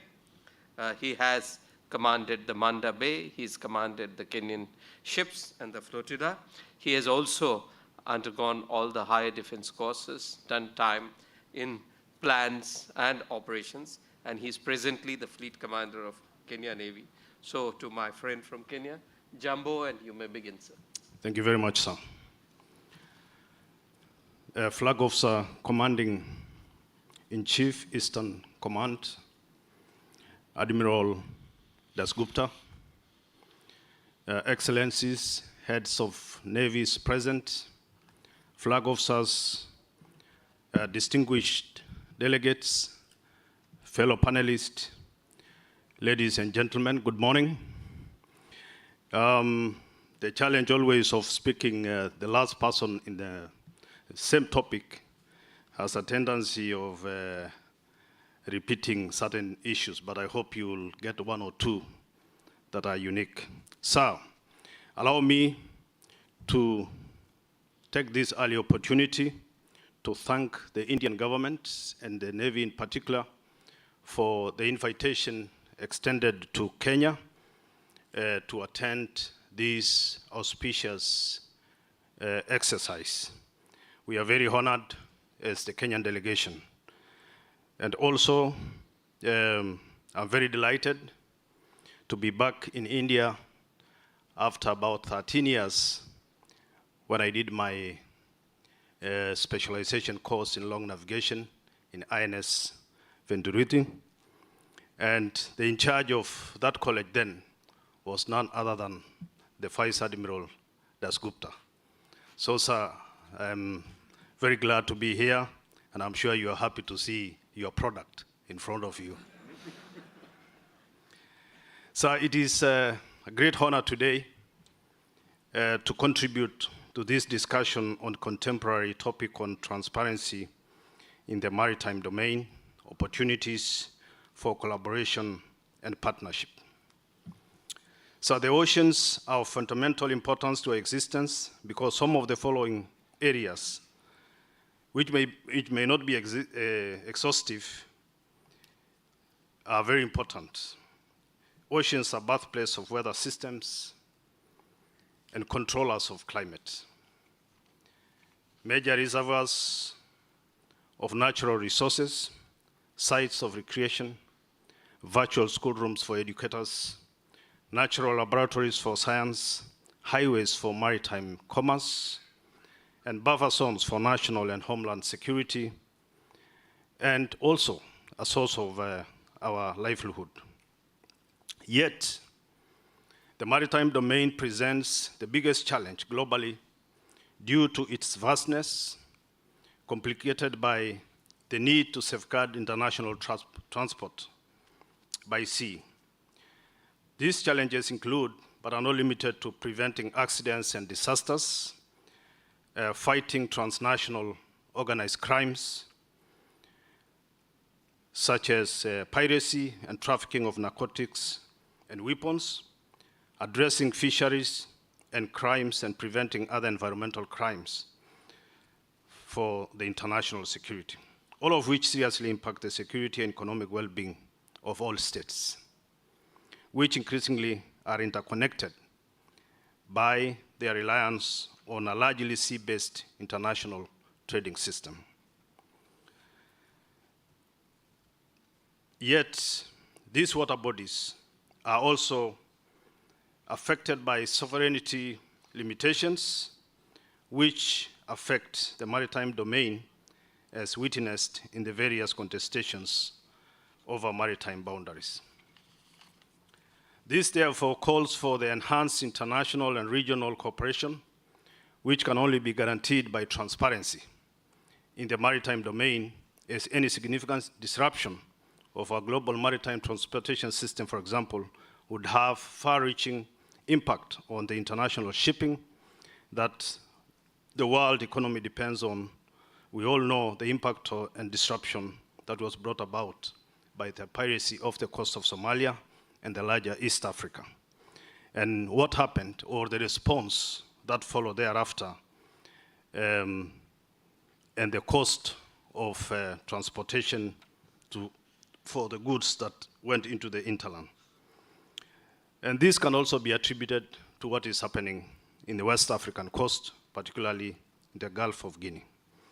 Transparency in the maritime domain implies openness, communication, and accountability in the various activities that we as providers of maritime security and other maritime stakeholders conduct in the maritime domain. For example, the key sources of maritime security data are generated by sometimes non-military means, the commercial and customs information concerning ships, cargoes, and crews. However, sharing of this information is affected by confidentiality concerns, which include commercial sensitivities, the potential for discrimination against particular vessels, and security. Maritime security is a global concern.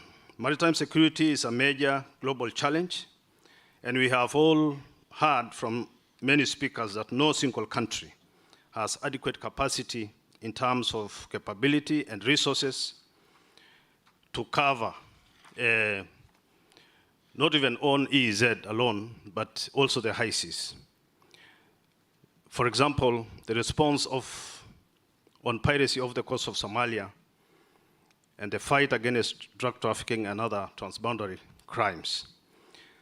It entails safeguarding international transport by sea, preventing disasters, fighting transnational organized crimes like piracy and trafficking of narcotics. The changing nature of maritime threats calls for greater understanding of the operational environment and better cooperation. The regional and international strategic partnerships present an excellent window in exploiting opportunities and addressing challenges presented by the maritime domain. Arrangements that ignore this fact risks becoming counterproductive. Existing corporations rely on voluntary adherence and not binding treaties, which demands mutual trust and transparency. The culture and tradition of secrecy at sea encourages these maritime crimes, such as contraband, narcotics, and weapons of mass destruction, among other disorders. Besides, dealers in commodities don't want competitors to know the sources and destinations of their cargo. Fishermen don't want others to fish their own favorite spots. Ownership of commercial vessels is often concealed through a network of contracts and paper corporations, and the threat perception is not universally shared. And therefore, when the threat perception is not common, then the solutions offered will invariably be different, and so will the motivation to do so. Transparency by all actors in the maritime domain breeds trust, which is an essential precondition to the establishment of partnerships and collaboration across the security sector, which ensures improved maritime domain awareness and sharing of information. Some of the opportunities for collaboration, particularly biased in the Eastern Africa, we are saying that there are a number of structures that are there, such as the information centers, one in Madagascar, the RCOC in Seychelles, and other centers and other initiatives such as the Djibouti Code of Conduct. Yet, most of these countries, or littoral states and island states, are still developing states, and therefore they require some of these institutions and structures to be sustained so that we continue the aspect of MDA, maritime domain awareness. Kenya is a signatory of this arrangement, and in fact we have a liaison officer in the RMFIC in Madagascar, and we have been very active in participation of most of the maritime security program sponsored by the European Union and other partners. The other aspect of collaboration is building capacity of local players. A significant effort by international partners such as IMO, UNODC, European Union, and numerous bilateral partners have focused developing MDS capacity ashore, forgetting that players at sea, such as fishermen and other sea users, remain the most important source of intelligence from the sea. Building capacity for these groups under the framework such as Fish Eye Africa remain very crucial in larger MDA development. This could be another area for collaboration. And more importantly, there's need for coordinated capacity building among the shareholders.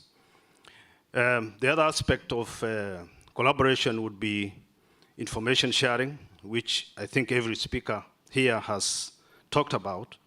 And we are saying most of the maritime security threats, such as narcotics, trafficking, human trafficking, terrorism, and others, are transboundary in nature. It is therefore very essential that platforms and structures for this sharing between littoral state islands and even units of seafarers are supported. I think the last point I would talk about is the enhancement of presence of platforms at sea. The presence of law enforcement platforms at sea act as a deterrent to criminal activities. Most littoral states and islands lack the capacities and capabilities to be present in the maritime domain when need arises. Initiatives which are meant to support collective response and pooling of resources to respond to maritime threats are very highly encouraged. In conclusion, transparency in maritime domain will enhance maritime collaboration and partnerships and need to be emphasized, and such forums like Milan 22 provide these opportunities of collaboration and networking for a big number of maritime stakeholders. The development of new and linking to the existing architectures for information collection and sharing constitutes the most significant new tangible element for enhanced collaboration. Ensuring future stability of the maritime domain in post-pandemic times will require making it more transparent, efficient, predictable, sustainable, and resilient. Thank you very much, and I thank you for your kind attention.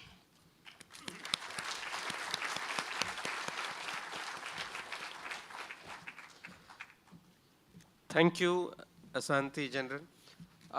He has again brought lots of points from presence of platforms, capacity building, but I think the two takeaways that I found particularly interesting was one where he talked of adherence to laid down norms rather than binding treaties, and then of course he talked of threat perceptions being different for different countries and how you can sort of have conversations on those threat perceptions to see if they match, and thereon bring your capabilities to bear upon that.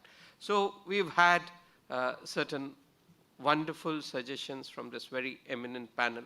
All of them brought in lots of good ideas, and the floor is open for Q&A or anything that the audience has to say.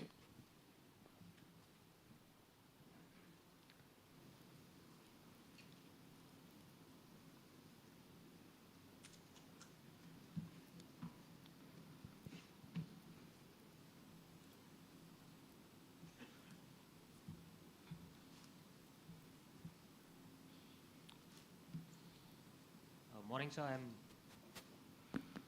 Morning, sir. Commodore Dadwal, Indian Navy.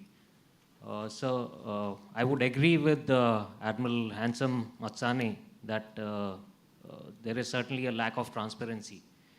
However, I would argue that for transparency to be there, there has to be information. And do we have all the information for it to be passed? I don't think as of now we have the information. And as we have seen in the morning presentation, that across the IOR, non-traditional threats are spread across far and wide. Nations or the world does not take notice of non-traditional threats as a whole unless it crosses a threshold. So the piracy in Somalia crossed a threshold and the nations took notice, and therefore there was a concerted effort. My comment on this would be that we need to treat non-traditional threats as a group of nations and not leave it to individual nations, so that drugs originating from a certain destination needs to be looked at that destination itself, rather than at the end point where the nation where it is coming to is certainly interested in it. So I would seek comments of the panelists on this. Let me answer first, and then transnational nature of crime. I agree with you. Also disagree that we have information or we don't have information. We have three powers in Indian Ocean, which if the satellite that they have, if they were transparent to what is happening, I'm sure the information that you don't know will know. So as long we still don't know what they see, what they have as information, we can't say we don't have information.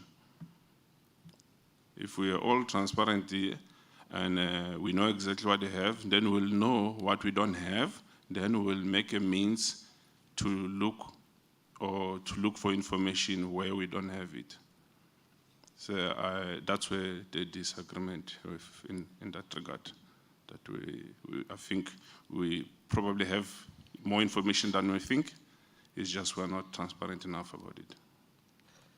Kanerji, would you like to add the information versus transparency debate? The hen or the egg, which came first? Well, actually, if I provide a regional perspective from Singapore's lens, we have a slightly different area of operations that is opposite to what the Commodore mentioned. Our waterways are very narrow, but there are still threats, and as you can see, it was highlighted that the number of incidents in our area is also reasonably high. Now, so we therefore face a different challenge, and the challenge is speed in reaction to all these threats. So we have worked on this with our very close southern neighbor, Indonesia, on these things over many years. So we will work a mechanism in a coordinated patrol. And our agencies, and not just the navies, our national enforcement agencies pass along the info and queue operational responses from both sides all the time. And we have collaborated and cooperated in capturing many vessels doing illegal things in the very narrow Singapore Strait. So on the specific point of dealing with the threat at its origins, rather than only at its destination, is very true.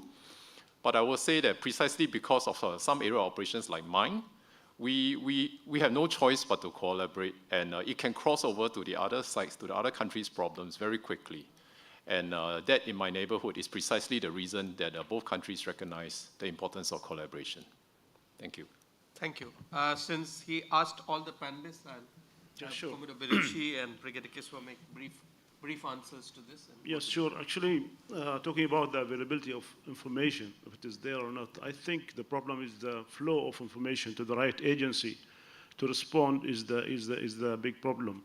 When you share the information, how speed or how fast that reach to the other ends. Other limitation and restrictions also. The national policy of that agency or that government to respond.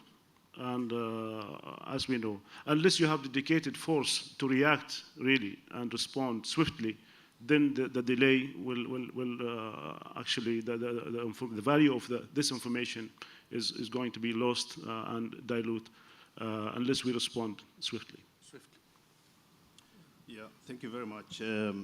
I will comment on the issue of dealing at a threat at its origin.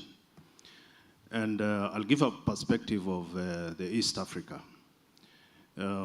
Actually, the reason why we had a very high number of piracy off the coast of Somalia is because of the instability in the land.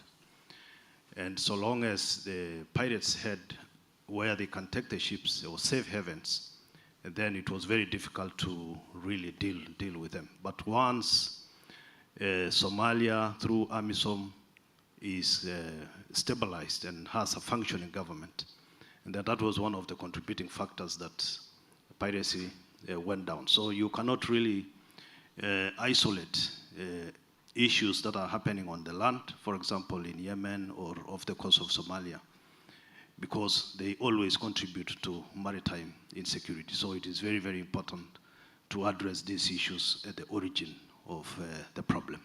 Thank you. Thank you. Next question.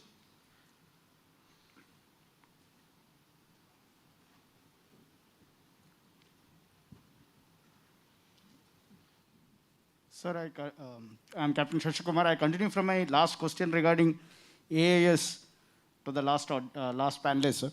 So the question is particularly to Admiral Matsane. You mentioned about black shipping or black vessels being the biggest area where we are not getting information. And that is what Commodore Ops was trying to mention also, I think. We do not have information regarding black shipping. Now, most of the threats emanate from these black shipping. Now, there is no mechanism presently in force where a law enforcing agency can penalize or consider it as an offense that an AA is not working. Or you mentioned about satellites being used. Even for satellites, AIS is an enabler. Now, there is no global requirement for having AIS on all vessels. On land, every vessel is registered and anybody can flag it off and check for its registration. At sea, it is not possible. So I think globally, we may require AIS to be a compulsory, mandatory requirement for all vessels, especially in anybody's EEZ, and all maritime law enforcement agencies enabled to check them if it is not working or it is not carrying and considering it as an offense. If that is done, I think information gaps will be lessened, as well as you will be at least be able to track a particular vessel from place A to place B and get more information out of it. Your comments. Should AIS be made compulsory? And if not, should law enforcement agencies have the powers to punish someone who doesn't have an AIS? I agree with you in both, to make it compulsory and to punish someone who don't have. But as we know, things fail at sea. You will always say it has failed. There's nothing you can do about it unless you can prove. And he can create that failure if he wants to, just to tell you that. And you cannot blame him for failing. But when we come to transparency, as he said before, if every country in the Indian Ocean had to report from the radar or the vessel that leaves its harbor to any of the IFC, and we start checking it and follow it by satellite, that will assist even if you claim that your AIS has failed, because we'll know where you've been, and that will be the question. You said you are coming here straight from here, but you have been in this area, so what were you doing there? What did you drop there? So it have to work together. You still need the IAS, yes. The law enforcement must enforce it, yes. It will fail, then what? But it's important that other countries also report what vessels leave their countries. But not all countries have the radars to look just within the 12 nautical mile. Then that's where we need to assist them. Thank you. Anyone has a different opinion about AIS being made compulsory? I think the panel is in a, yeah, Samijit.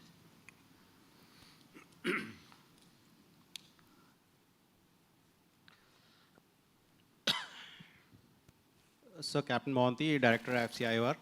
I have a slightly divergent view on making AIS compulsory. So first of all, the genesis of AIS was collision avoidance. And it was only later that the security agencies realized that the AIS can also be used for tracking ships. However, since it was meant for collision avoidance, it has inherent limitations with respect to tracking. And we already see that with respect to AIS spoofing. Even if we discount AIS spoofing for a moment, what we see is AIS being broadcast. The information which can be received by security centers or information fusion centers can very well be received by nefarious agents ashore. We see that happening in Gulf of Guinea, where pirate attacks are happening more than 200 nautical miles from shore. Now, it is not possible for a pirate action group to attack a vessel without having accurate information about the movement of a vessel. And that is why ships plying in Gulf of Guinea do switch off their AIS, and that is why the IMO does not mandate ships to transmit on AIS. The mandate is only to have an AIS on board. Sir, a means is available for tracking, that is the LRIT, Long Range Identification and Tracking. All flag states receive information with respect to their flagged vessels. And this is a hard-coded information which is difficult to, or if I may say, not possible to tamper with, and therefore can be utilized for tracking of vessels in a much better way than AIS, and which will also solve the problem of that information getting into the hands of nefarious agents or perpetrators ashore. So in short, I think rather than making AIS compulsory, we may like to look at a different solution. Thank you, sir. LRIT rather than AIS, I think that's a good point. Also conceptually, how much can you regulate at sea, since seas hate regulation, or people on the seas hate regulation. But during tea time, the CNC has been gracious enough to say that you can extend the session a little if you have more questions. So, ladies and gentlemen, please feel free to ask. One or two more questions I think we can take. Can I just comment Yeah, please. Just to comment and make a comparison. When AIS was made for collision avoidance, yes, fair enough. Just want to make an example. The mask wearing, they were not made for COVID. Okay. But now we have realized that they will assist on COVID. Now it became mandatory to wear it. So same as AIS, it was not made for duty 100% right, but can it help? Yes. The point is, even that piracy is forced to have AIS at sea, because if he doesn't have, you can arrest him. So that is also part. So it works both sides. So the point is, if you insist everyone must have it. So any warship that find a vessel that have AIS at sea, you can always do something with it. So that's why it will help. Thanks. I think that's a very strong counter argument. Any more questions?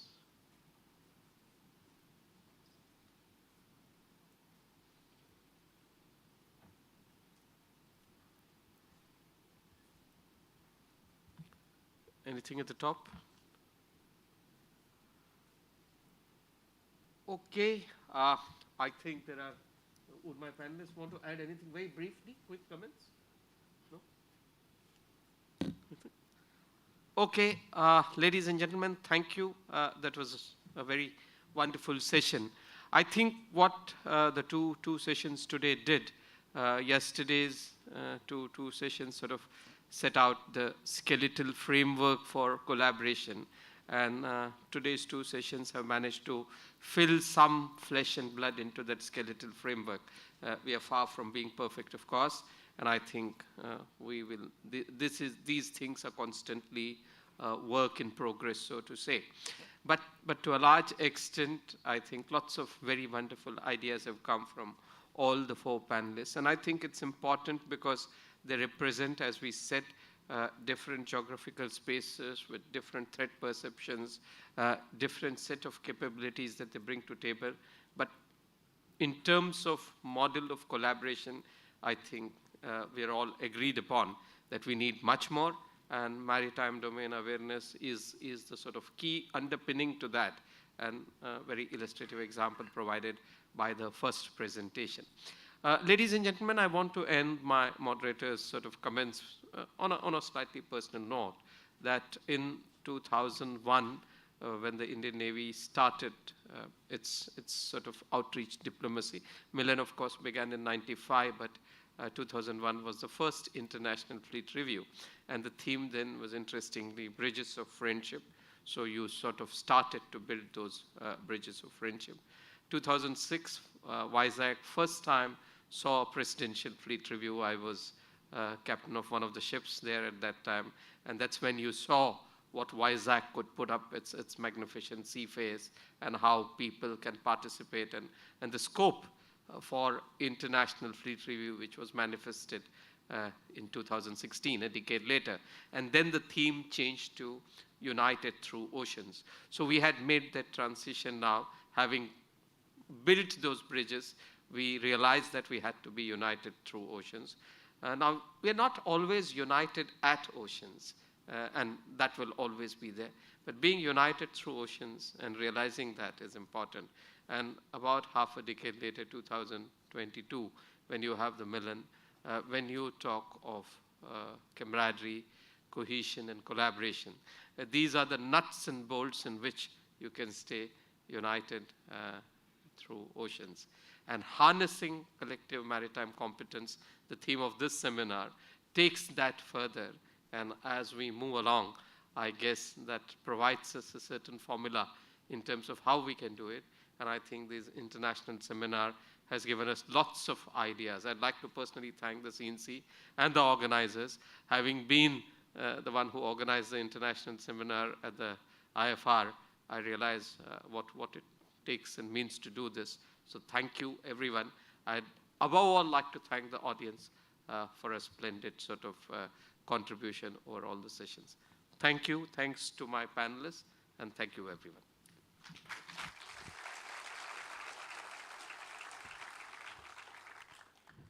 Thank you, sirs, for sharing your views.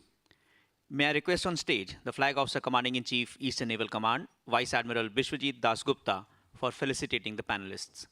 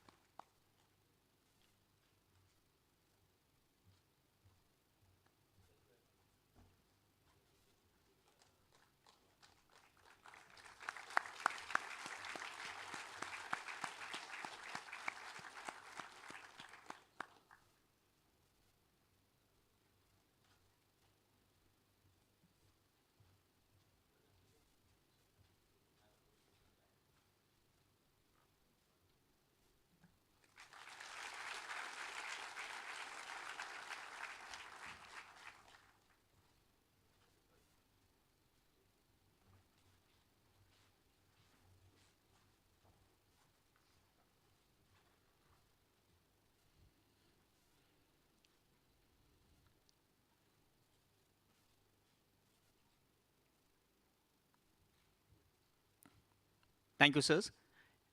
May I request the panelists to please take your seat in the auditorium, sir.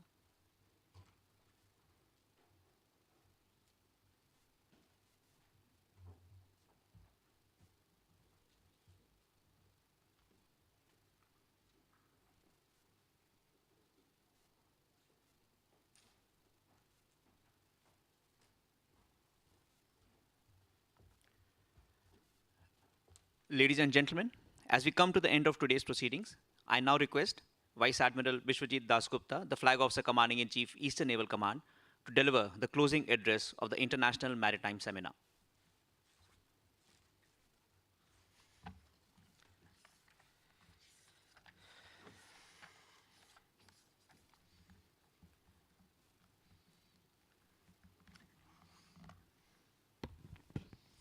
Good afternoon, ladies and gentlemen. It's been a great pleasure and a wonderful experience sitting through the seminar over yesterday and today. And I think a lot of good things were said. A lot of fresh ideas were thrown up. And I think I have learnt a lot from what many of the speakers have said. Our session chairs, very eminent people, have done a fabulous job of conducting the sessions very, very crisply and professionally. So a big thank you to all of you as I start my closing remarks. When we conceptualized this seminar, we had thought that we would have maybe junior to middling officers speaking and expressing their ideas, but to our great, what should I say, to our great pleasure and to our great happiness, we realized that many chiefs of navies and heads of delegations and senior members of all the delegations expressed the desire to be speakers. And that really thrilled us very much because we knew that we would be getting a lot of filtered and crisp wisdom out of so many years of experience of the senior delegation members and chiefs of navies. I am personally absolutely delighted at the presentations that the speakers have made over the last 2 days. Let me also share an anecdote with you. There was a multinational group of people who were staying at a hotel. And when they went down for breakfast, somebody said, let's have a French toast. So all of them went and picked up a French toast. And there was one gentleman from France over there. And he said, I'm from France, this is definitely not a French toast. So perspectives differ. And what you think is a French toast may not be a French toast for somebody else. So the presentations from the various speakers have brought out loud and clear the differing perceptions on maritime security, different things that get them worried, and different issues that nations and navies place on their priority list. When some country is interested in violation of freedom of the seas, some other country may be interested in prevention of illegal fishing, a third country may be more interested in fighting climate change. And therefore, I think if we have to speak the same language and if we have to collaborate with each other, we need to understand exactly what makes each other tick. And that, I think, has been achieved. We have taken a few steps forward in that direction through Milan and through the International Maritime Seminar. A very large number of issues, concepts have been thrown up. While I could take an hour to recount all of them, but I think one or two or maybe a few of them I'd like to mention here, which has given us food for thought. Firstly is, how far do you go and balance sovereignty with collaboration?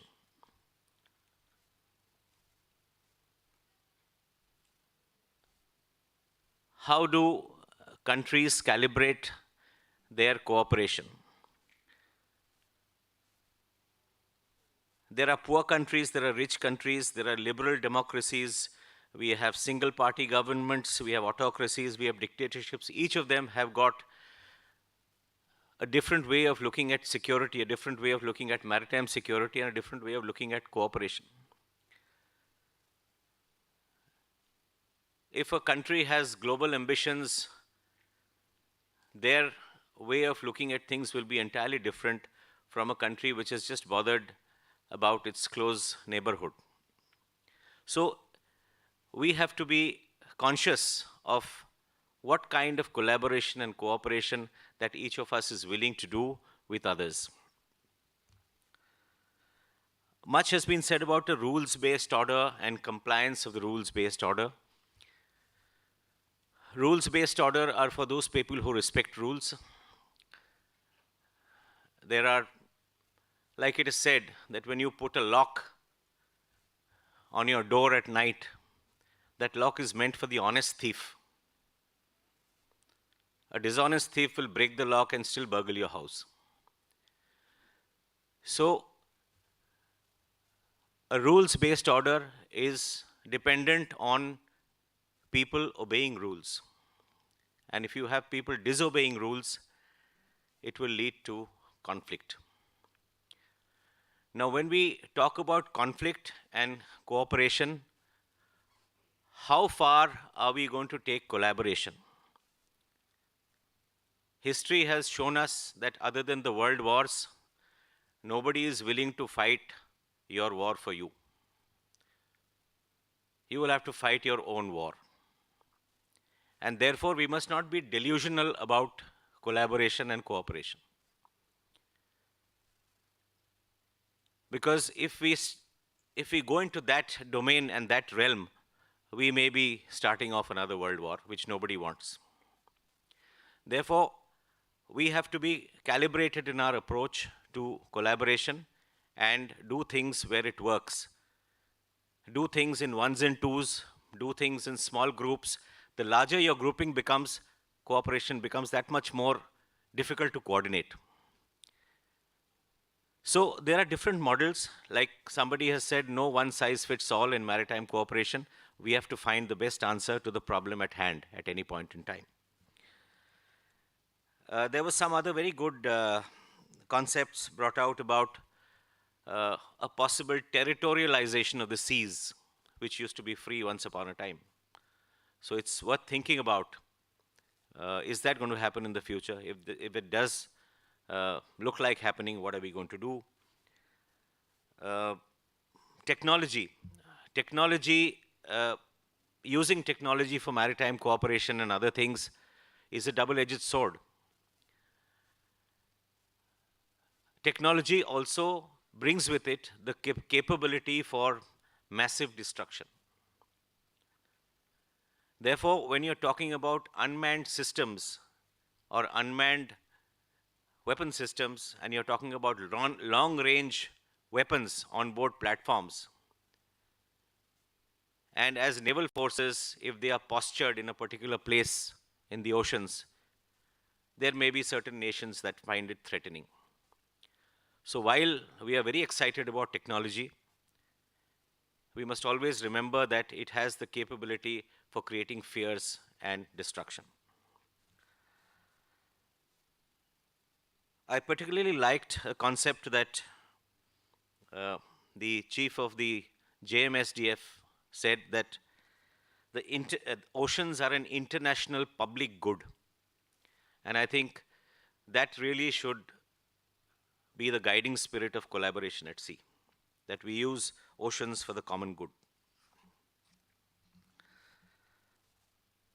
Another thing which is really interesting and has come out is use of the cyber domain for gray zone operations, which we are seeing manifesting almost on a weekly or a fortnightly basis. Somebody is getting affected. Lawfare and laws at sea, international law by itself is difficult to enforce. And therefore, unless domestic laws are aligned to international laws and we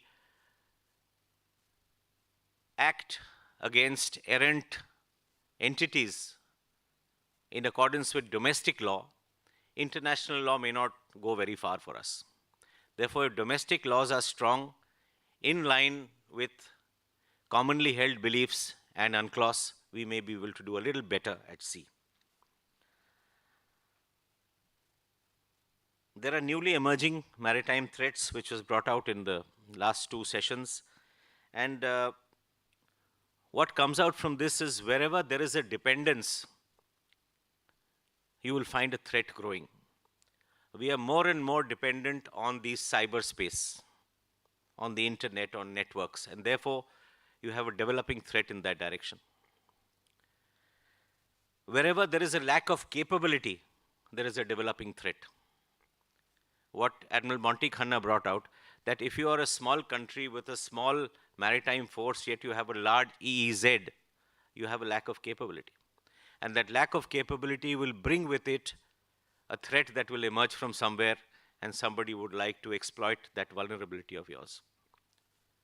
So these are areas where we need to think and collaborate and cooperate so that our interests are protected, individual and collective.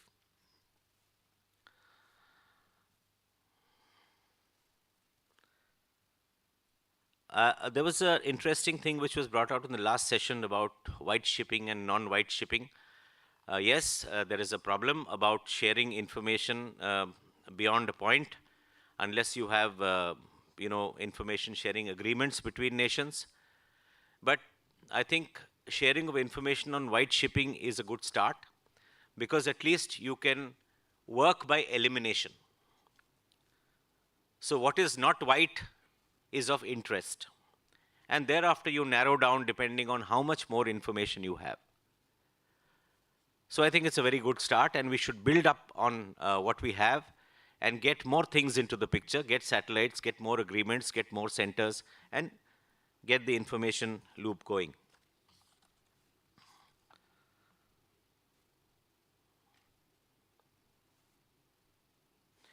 And one final point that I have is that it has been a great education for us.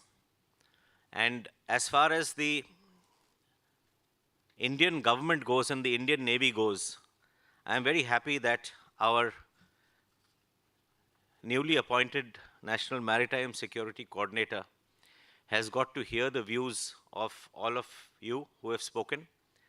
And I think he's got a fair idea of what concerns our friendly foreign countries in the maritime domain. And to my mind, that is a great benefit of having him here. And it's been wonderful that he's joined us as the session chair for the first session. So these were my closing remarks really on the professional content of the seminar. Just a few points which, stuck to me. Now let me come to my more important and very pleasant duty of saying thank you to everybody. Firstly, I would like to thank all the speakers who would have definitely prepared long and hard to stand before an international audience and deliver their piece. And we are very, very happy to have heard all of you, and we have heard you with great interest. And I have directed the organizers of the seminar to bring out proceedings of the seminar, which will be shared to you in whatever form is the best. I would also like to thank the session chairs, Admiral Ashok Kumar, Admiral Monty Khanna, Admiral Vishwanathan, and Commodore Kesnur for brilliantly chairing all the 4 sessions. They are our best people, and they have been in this business for a very, very long time, and they know what they're talking about. And they are able to guide thoughts on these subjects. So we've very carefully chosen our session chairs. We're very, very grateful to all of them that they agreed the first time that I requested them to come down. The participants who have been very active and attentive, I hope we have taken away good points from this seminar, and we are able to implement at least a few.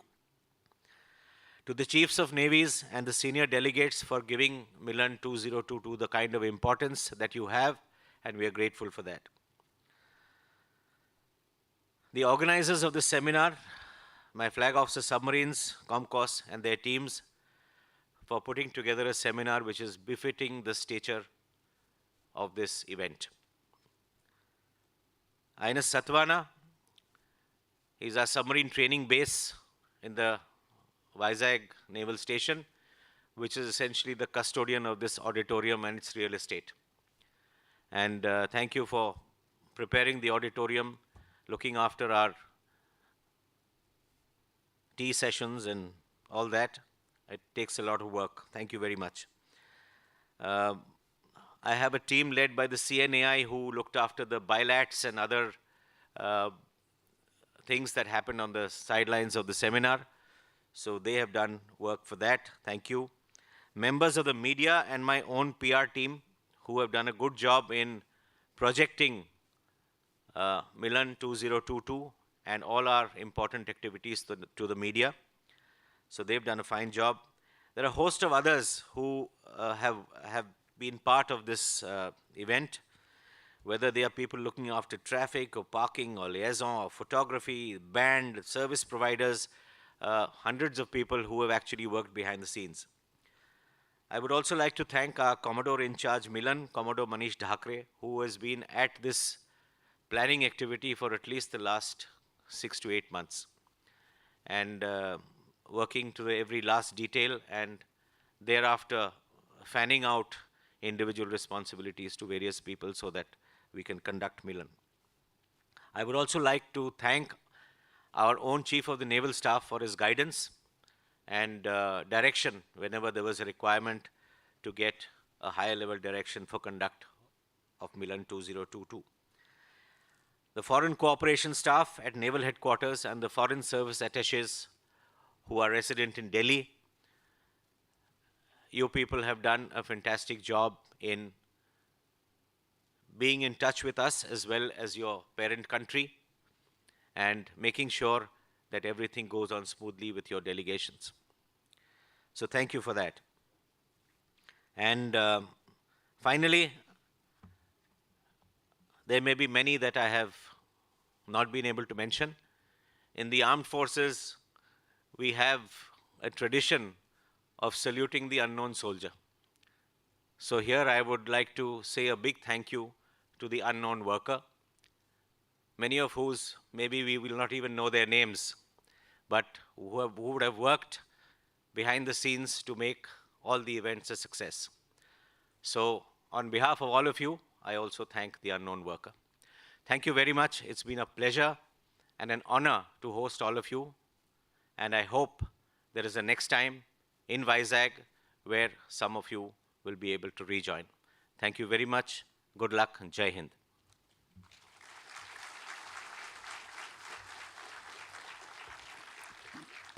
Thank you, sir.